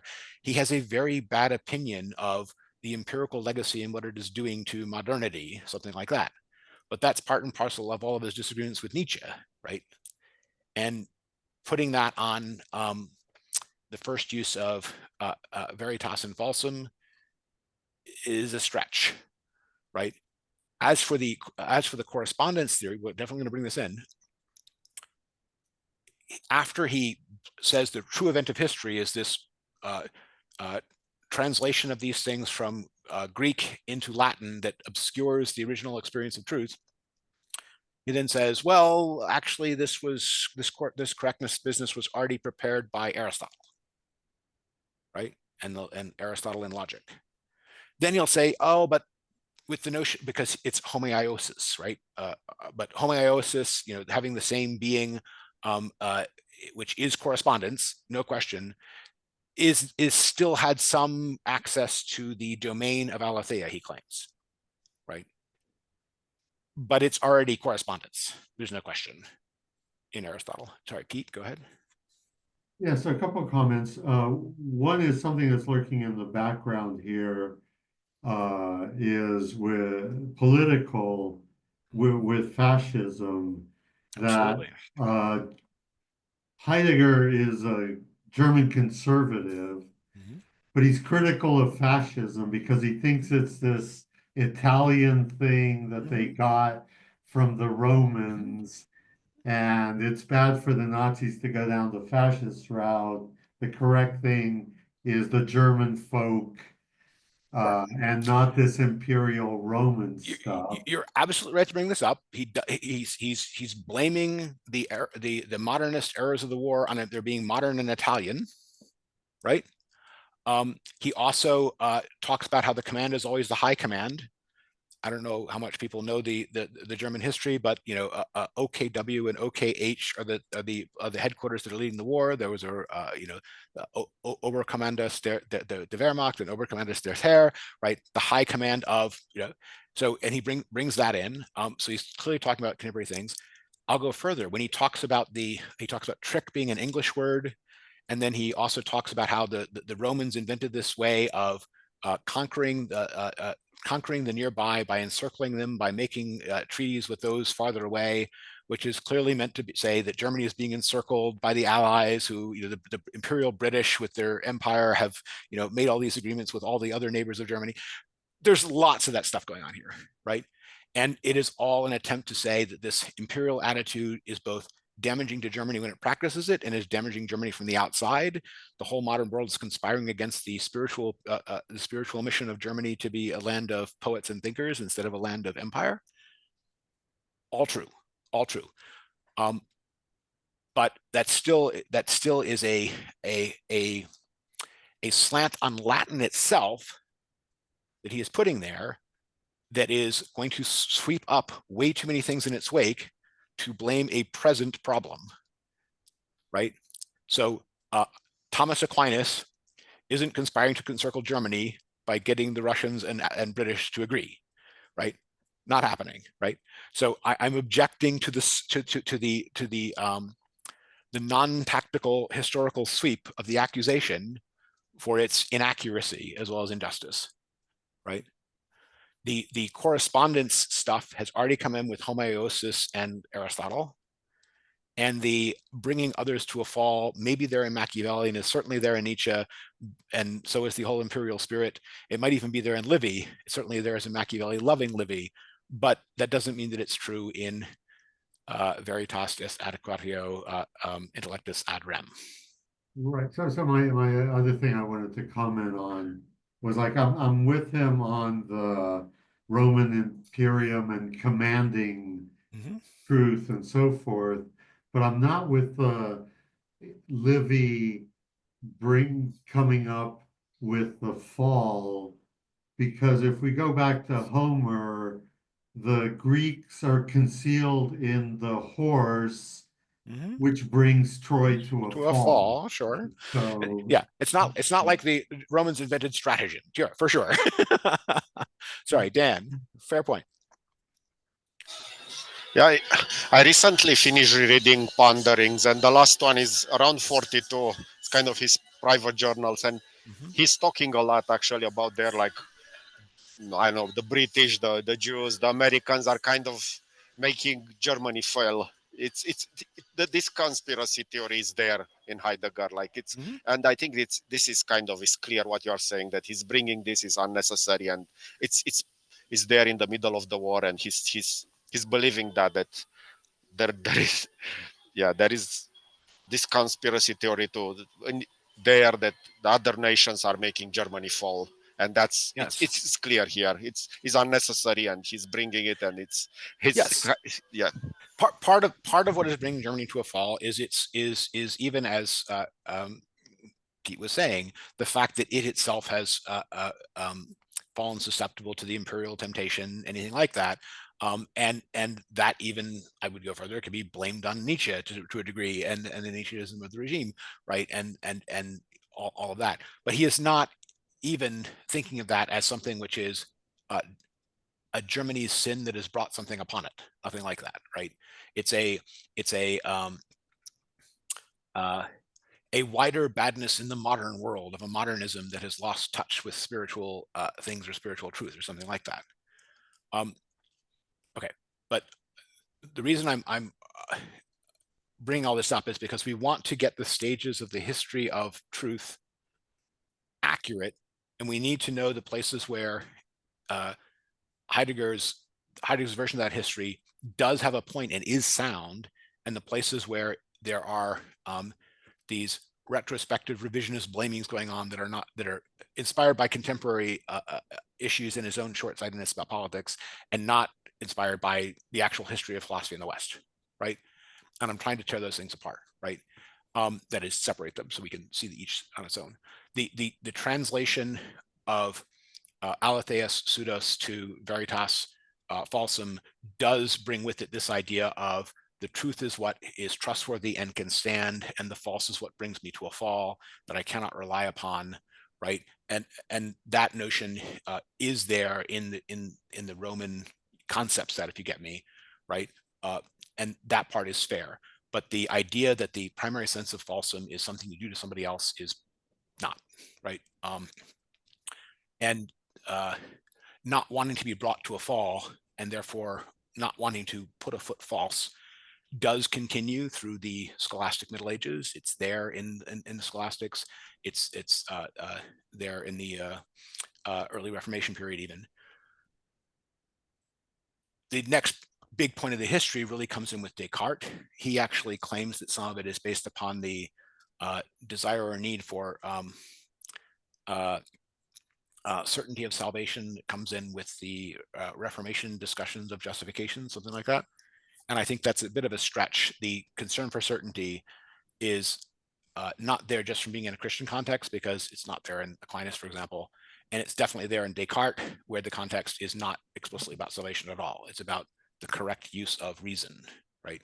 Which he himself explains is the actual way that Descartes, I think accurately, the way Descartes is thinking of it as the proper use of ratio. That is the sense of correctness that results in the move from trying to be adequate to the thing to trying to be certain. Let's talk about a little bit about that, because this is a slightly complicated change, right? The scholastics, like Aquinas, have the notion of truth is adequation of intellect to thing, which is meant to be a surrender in the face of the thing. That's similar to the retreat in the face of being that Heidegger talks about early on in a positive manner, right? There's a subordination to the directive of the thing or the directive of being in that notion, right? Yes, it's Heidegger is connecting it with correspondence, and that's fair. It does have that connection, but it still has this go this way, this epistemological humility of wanting them to take directives from the thing in order to try to be adequate to it, because a service to the thing is what is needed to arrive at truth, something like that. That's there in the scholastics. What you get with Descartes, on the other hand, is the idea that the important thing is not to be adequate to the thing, but to avoid error. And the way you avoid error is to not use the judgment incorrectly. The incorrect use of the judgment is when you judge about things that you do not understand or do not fully know. So if you judge where you're not certain, you are extending your claims beyond what you can justify, something like that. And that is an improper use of reason, improper use of judgment, specifically, that Descartes in the Meditations claims is the origin of all error, right? The origin of all error is overreaching, making claims you cannot support. And the move to certainty is to restrict the things you try to make claims of your judgment about to the things where you can be certain, which means math, logic, and your own experiences. So you retreat to saying, it appears to me that, instead of it is that. And because you're only testifying to what appears to you, you have gone to certainty, right? As long as you're honest there, you can be certain that this is what it appears to me is all I claim. Heidegger in other contexts rightly decries that. I think I say rightly, but he decries that as giving up the ambition to understand being. You're only trying to understand yourself or your judgments.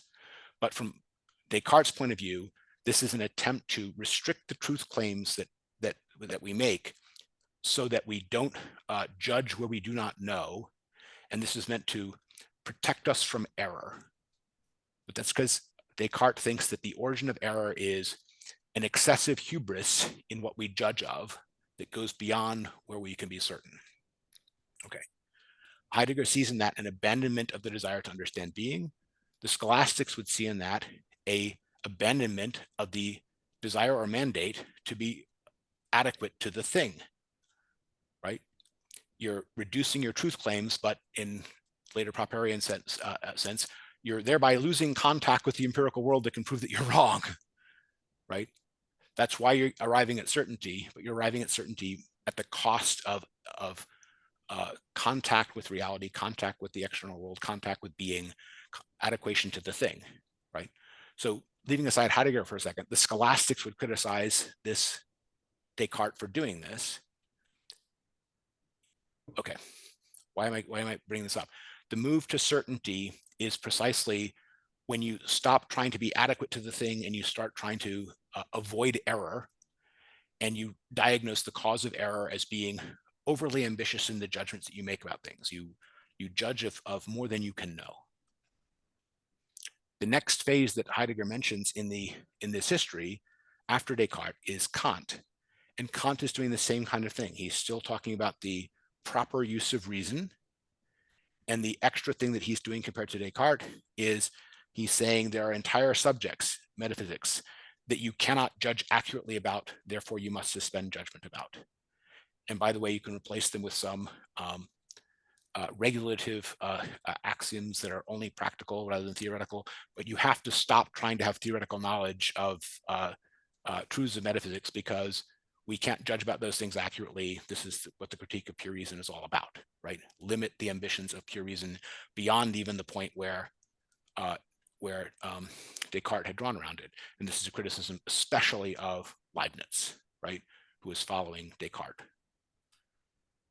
What's the point? We have this tradition of certainty, which is all about the criticizing the use of reason to try to restrict the use of reason to the things of which it can be certain about, all in the name of avoiding error, but by continually drawing closer and closer the things we make claims about or make judgments about, right? We're trying to stick our neck out less. So you need to understand that there is an attempt to continue the direction of a retreat in the face of, or a humility involved in that whole epistemological movement, but it's still in the name of a certainty. It's trying to be certain in the places where you do judge, and to avoid and to make error impossible in the places where you do judge. So it's a increase in what you claim in a smaller domain. I want to get to the change right after that, but someone already has a question. Dan, or a comment? Yeah, I agree, and I think also what's here, and Heidegger, of course not here, but other points talk about is the mathematics, and that's what mathematics and Descartes. And I think I heard it yesterday. There was a famous quotation from Einstein which said something like that: "If it's certain, it's no longer about reality," and if it's something like that, it's if your mathematical statements are certain, then you are no longer talking about reality. You are talking about something else. Anyway, but it's mathematics is there in between, and Descartes made a big point of it. And yes, the attempt to make science of nature mathematical is an attempt to have certainty in the places you retreat to. And yes, that was criticized later by people like Popper and Einstein as you can take that to the point where you've lost contact with reality and you're just doing math and you're not doing physics anymore because you're not making claims that could be wrong, right? But again, that's a later epistemological critique of the same tendency. Heidegger, I think, is right in seeing that there's a continuation here of this regulation of reason notion. There's a notion of right use of reason, which goes back to the rightness of veritas in Latin in general. But it is from the early moderns on that becomes certainty because it is ceasing to try to judge about external being in more and more ways, and restricting itself to what can be known, which is more and more the subject, right? And by the way, this is when the subject becomes the subject matter of philosophy and the subject matter of history. The subject is no longer life when you're studying biology. The subject is now the thinking consciousness, right? And that's all part of the transition to certainty. John. Maybe I'm jumping ahead, but now I think maybe last time we talked about this, pragmatism eclipsing all of this operation in a way, eventually. I mean, and I We're start to almost there. see that. We're almost there. Okay, okay. Let's slow down. This, Because there's one more critical intervening step between both pragmatism and Nietzsche, right? but just The this end, obsession. let me finish. Go ahead, Right. sorry. After the Kantian restriction, in 2 steps, we're going to end up at a Nietzschean and pragmatic version that is going to be insanely imperialistic about what it knows, while putting it in the brackets of it's all uncertain anyway. Right? But that insane extension depends upon a critical intermediate step between the critique of the use of reason to try to restrict it to the places it can be certain about that you get in Descartes to Kant, and what happens between them and Nietzsche. And what happens between them and Nietzsche is primarily Hegel. It's the Fichte, Schelling, Hegel move, and what that is it's the conviction arising that the objects themselves that the intellect is trying to be adequate to are projected subject. Their consciousness externalized. They are object in the sense of those philosophies where object is the over against projected of the mind. They've gone through the Kantian Copernican revolution enough that they are seeing the entities that exist as being things cast by the mind. But that means, by the way, that the same certainty that to Descartes you could have about your judgments of your of the content of your thoughts, you can now have about all the realities that were previously thought to be external, which are now thought to be artifices. The only distinction that's happened there is this has gone from the individual consciousness to the collective consciousness. It's gone to the zeitgeist, or the consciousness of mankind, or the social consciousness, right? So the entities you interact with are not some things that projections of your mind, but they're things which are projections of everybody's mind, right? Of the social mind. But the socially constructed social mind things, those now are the entities, and because those now are the entities, the same moves towards subjective certainty that were done by Descartes now apply to them, and all the restrictions of you can only use reason in this little area over here where you're allowed to be certain about it fall away. You can use it in this subjectively certain way everywhere, right? Because there aren't any real things that aren't projections of the consciousness to encounter, right? That's what the objects are. But that move where the objects themselves become projections of the mind is the accomplishment of this Fichte, Schelling, Hegel formation that comes between Kant and Nietzsche. And the claim there is all of that is collective but rational. And Nietzsche is going to claim actually it's irrational, right? It's motivated by the lower drives. It's will to power. It's life. It's biological, whatever. But the same imperialism about knowability that you get in Hegel is there in Nietzsche, but now it being understood no longer as true, but just as useful for life, or the kind of life you are, or your party, or empire, or will to power, right? So the point that I'm trying to make in all of this is that the extension from right use of reason to this imperial conquest of everything notion of an imperial intellect isn't there in Aquinas. It isn't even there, although the germ of it might be, it isn't even there full in Descartes. It's not even there full in Kant, although his Copernican revolution makes the later moves possible. It comes in with the second stage of German idealism and with its aftermath in people like Nietzsche. That's where you get this imperial spirit coming back. That's where you get the intellect encounters only itself everywhere it goes. So the same subjective certainty that modern consciousness has been exercising since Descartes can be true of socially constructed everything. Did I answer your question about pragmatism? Yes, it did. Yeah, I claim that's where pragmatism comes in too. And the point of all this, yeah. I mean, in a funny way, I've been thinking like, because I'm naturally pragmatic.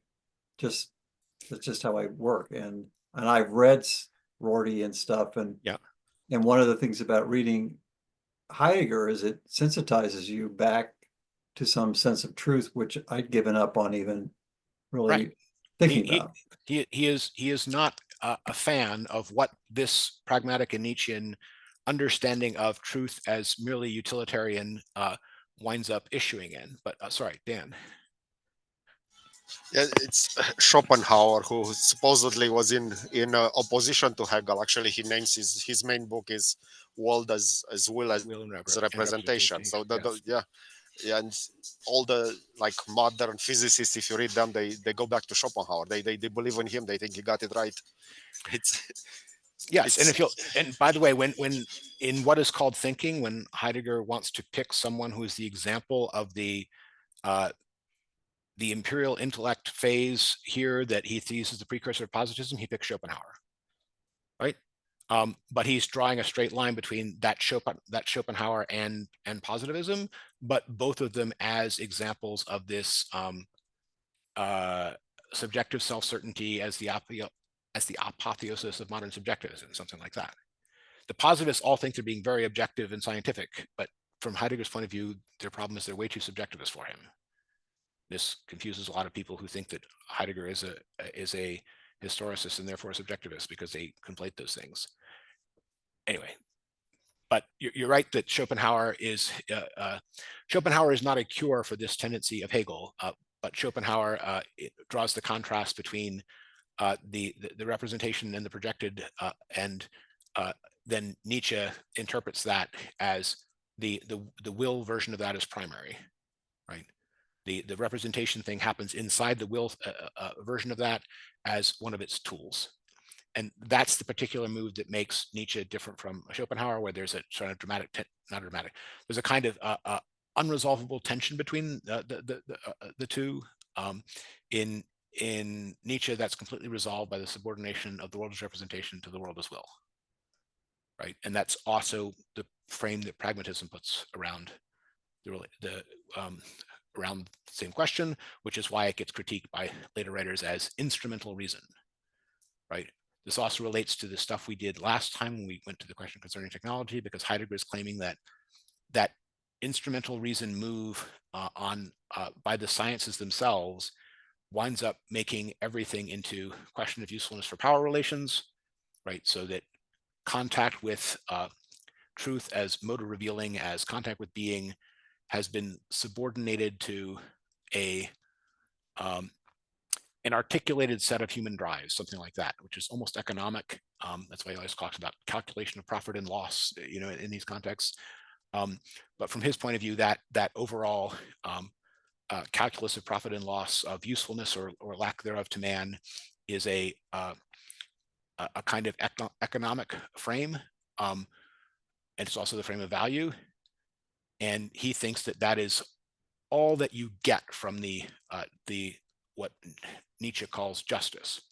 Justice is just that frame that is deciding what is useful and how useful and for what, as well as recognizing that what it is doing is will to power, and is trying to take the will to power that makes it prosper and impose it, something like that.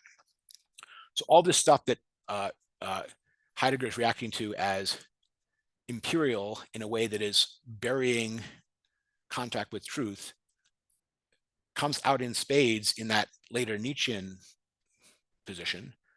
I'm just pointing out that the thing which actually enables that, yes, all of these steps along the way in some way are necessary to get there, but the thing which makes it so that the moves that previously were drawing in the circle about which you can make truth claims, that it becomes expanded to everything, that's Hegel and the German idealists after Kant. It's not there in Descartes, for example.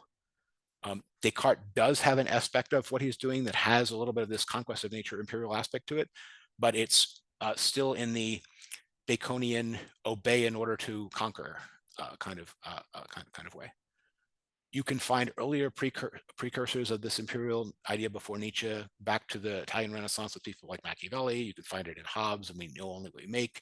There are definitely early modern precursors of this. It doesn't spring out of Hegel's consciousness, or let alone Nietzsche's, right? But it's not there in the scholastics, for example. And the moderns of this view are going much farther than a Kant or a Descartes would, in a way that Kant and Descartes would regard as hubristically going to step into error, right? Because it's claiming to know things beyond the competence of the individual intellect.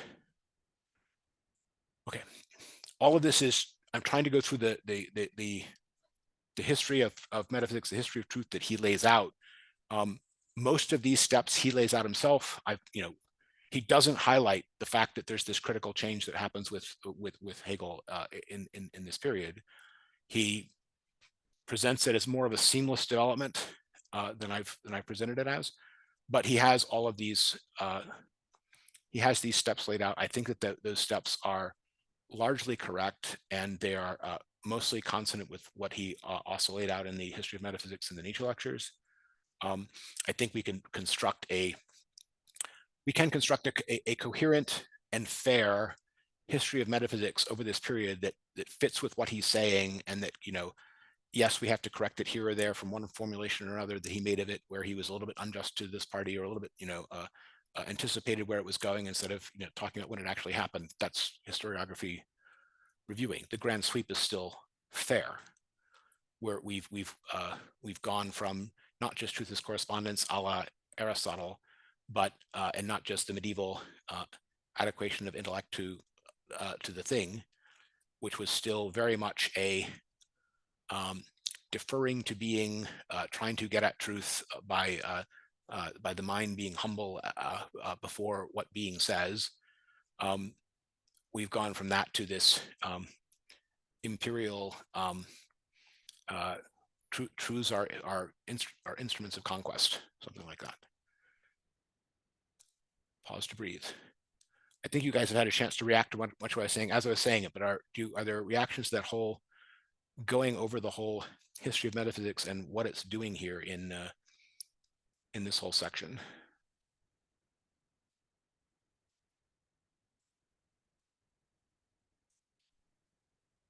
No, I think the path you've laid out to Hegel, is familiar from other places in Heidegger. Yes. I mean, he when he refers to Hegel and Schelling here, he's a little bit more friendly than this, but I think that they have a much more critical role in this history than he is saying directly here. The places where I found what he said here to be the least plausible is where he brought in the Luther stuff as connecting tissue between the medievals and and Descartes.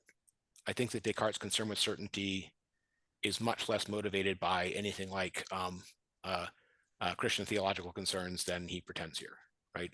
It's a philosophical and scientific concern / emphasis, and it's based upon this idea of right use of reason as avoiding of error rather than arriving at truth. The negative idea that error is the thing to avoid is the critical thought to me in Descartes. And I think that is partly because temperamentally Descartes is trained to see math as a place where error is avoided, and he wants to find a way of extending that to other areas, but he thinks that we can tell where we can commit error and where we do not commit error, and he thinks that we can steer to the one and avoid the other simply by being less ambitious in the judgments we allow ourselves to make. That conviction by Descartes is kind of what originates the modern subjectivist turn in philosophy from my point of view. And where I would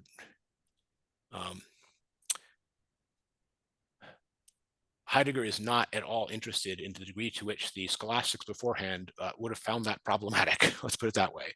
He sees that as a kind of seamless development out of the correspondence theory of truth in the formula, veritas est adequatio, right?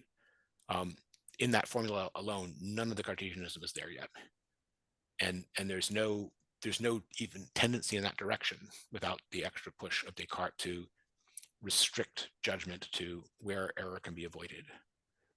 The medievals were all about sticking your neck out and trying to be adequate to the thing, right?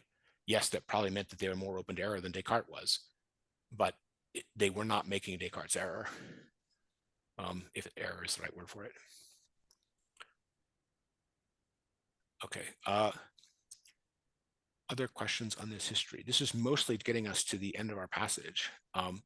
We're going to return to a deeper dive into the Aletheia and the Greeks after this, after we've like gone off on this grand historical tangent. I want to, if there's no other questions about that, I want to talk at least a little bit about this image towards the end of our section of the bastion in which Greek truth is interred. Do people remember this image? What did you think of this image? The image is that there was original Greek truth, right? And then it's not just that there's a field of Greek ruins where we could go back and look for that version of Greek truth. No, the Romans have taken the Greek notion of truth, and they've built a large bastion on it in which Greek truth and the building blocks of Greek truth are interred inside the walls. So this bastion is standing in the way of anyone having a immediate or direct experience of what the Greeks understood as truth. Is the intent of the image at least clear? Yeah, and I mean, wouldn't this go all the way back to Aristotle, maybe unintentionally? Yes, it would, because I mean, honestly, it's not translating to Latin which causes this, right? If the essential events of history or where correspondence theory of truth comes in, the homoiosis of correspondence is Aristotle, no question, and it's there in the Greeks. So the lower levels of the tower are definitely Aristotelian foundation stones, if you get me. Yeah, and so actually, Aristotle is the one who, shifts the focus to rationality and stuff, but then it's everybody else who forgets the original sense of being and truth. And they're the ones actually doing the internment or interring. Maybe. I mean, the image is supposed to be that they're building extra layers on those foundations, and the result is that whatever truth there was is buried down in the lower levels of the wall next to the foundation stone, whatever. The image is also meant to explain to you what would be necessary to get back to that truth, which is something that makes a literal version of the term destruction from so you would have to destruct this, and not simply in sort of to be able to examine the bricks, but you'd actually have to pull these things apart, right?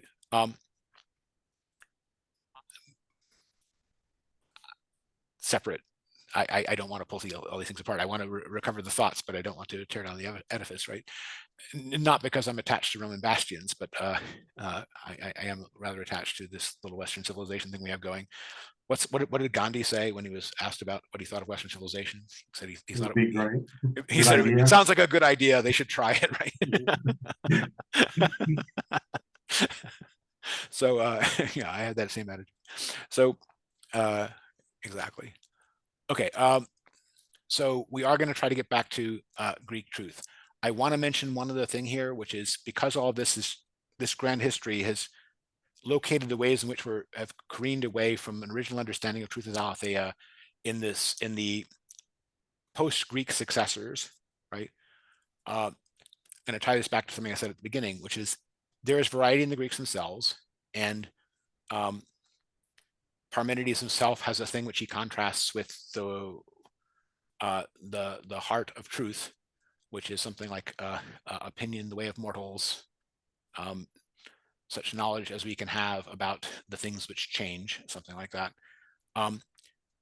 There are other folks in the Greek tradition who are not on the, go this way, they're not on the line that Heidegger is directly talking about. And they are closer to a lot of the things which he is blaming as later stages here. What am I thinking about? I'm thinking about things like Protagoras, right? Protagoras wrote a giant book on truth. That was the name of it. Its first sentence is, man is the measure of all things, of things that are, that they are, and of things that are not, that they are not. And Heidegger never mentions him in this whole discussion of any of the things about the essence of truth. The closest he gets to it is because the Theaetetus is about Plato's confrontations with Protagoras.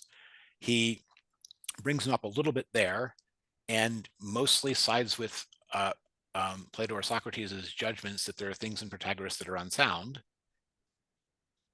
but mostly without, well, at the same time, is the right way of putting it, but at the same time blaming Plato for moving away from truth as perception, right? Plato presents Protagoras as the person who claims that knowledge is perception. And the whole first half of the Theaetetus is trying to refute the idea that knowledge can be perception. And Heidegger thinks that something like intellectual perception as the experience of the open is much closer to the original concept of truth. So what's curious about this? Heidegger is kind of in the position of defending a position that Plato identifies as Protagoras' position, but Heidegger does not want to subscribe to the fact that he's a Protagorean on the point, right? He doesn't want to defend Protagorean theses here. He doesn't want to be in the same position that Socrates is attacking as the position of Protagoras. But he doesn't, thematize Protagoras himself and says, this is what Protagoras thought. This is what Protagoras' original thinking was. This is how he had a correspondence theory of truth. This is what he thought about perception, right? This is where I disagree with him. He could have done all that to elaborate the position he has and how it is distinct from the position of Protagoras. He doesn't. The closest he gets is in that early part of the Essence of Truth book on the first half of the Theaetetus, where he kind of allows that the arguments against Protagorean relativism are sound, because Protagoras is also the classic of Greek relativism, right? Okay, why do I bring all this up? I bring all this up to show that in the Greeks themselves, even in the pre-Socratic period, but at the time of the Socratics, there was a variety of opinion, not one opinion, on truth, its origin, its understanding. Protagoras is not Parmenides. They're both Greeks. They're both thinking in this period. They're both involved. Protagoras and Aristotle are both involved in different ways in the move towards something like a correspondence theory of truth. Protagoras is a proponent of the experience understanding of truth, as opposed to the correspondence theory of truth, but he also was famously involved in the development of the correspondence stuff in terms of development of logic. This is not as clean a picture as Heidegger wants to present. Heidegger is presenting this as a historical layer of a Greek origin, maybe a little bit of things which is moving towards correspondence in the Greeks themselves at the time of the Socratics, but only at the time of the Socratics, and then a later veritas and falsum translation / reinterpretation of this that sets the later history of metaphysics going in the direction that it goes. That is, pretending is not the right word, that is describing greater unity to the Greek origin point than historiographically exists there, right? He can argue that the reason he's doing that is because the history that matters to him is the history that's still alive. He doesn't care about the side branches that weren't taken, right? He only cares about an issue as a live issue in history if he thinks that the future decisions in philosophy turn upon it. Fine, that's his explanation / excuse. But we can still see that there are ways in which the Greeks were more divided on this point, and there are plenty of people that in this typology would be Romans, or in this typology would be later thinkers who are already there among the Greeks, right? There's already microcosm there, if you get me.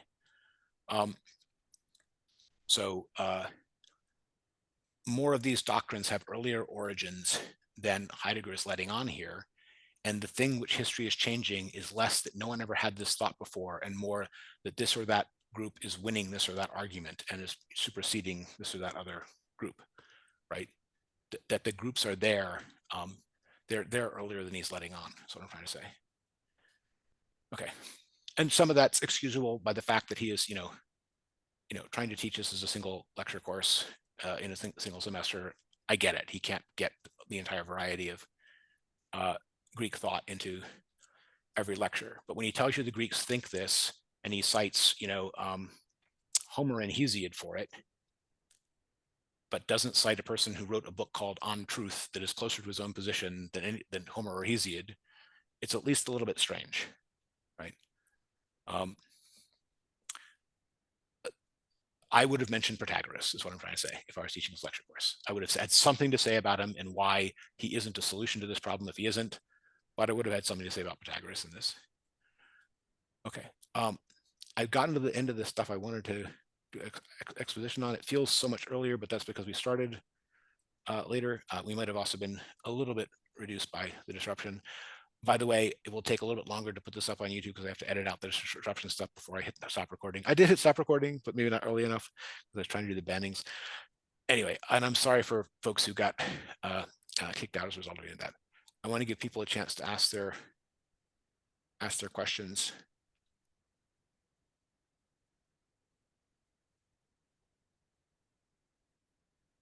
No one's hand is up. Reminder that for next time, we're just finishing chapter all of part 1. This will take us through June 15th, same time. And yeah, there's lots of other stuff along the way. Some of this contemporary history thing comes back in. A bunch of stuff about Aletheia is more directly engaged in. Pay also attention to Lethe and Plato, all that kind of stuff. Although some of that comes in at the very end. But we're interested in understanding more of the Lethe side as well as the Aletheia side. I think that's all I have. If other people don't have comments.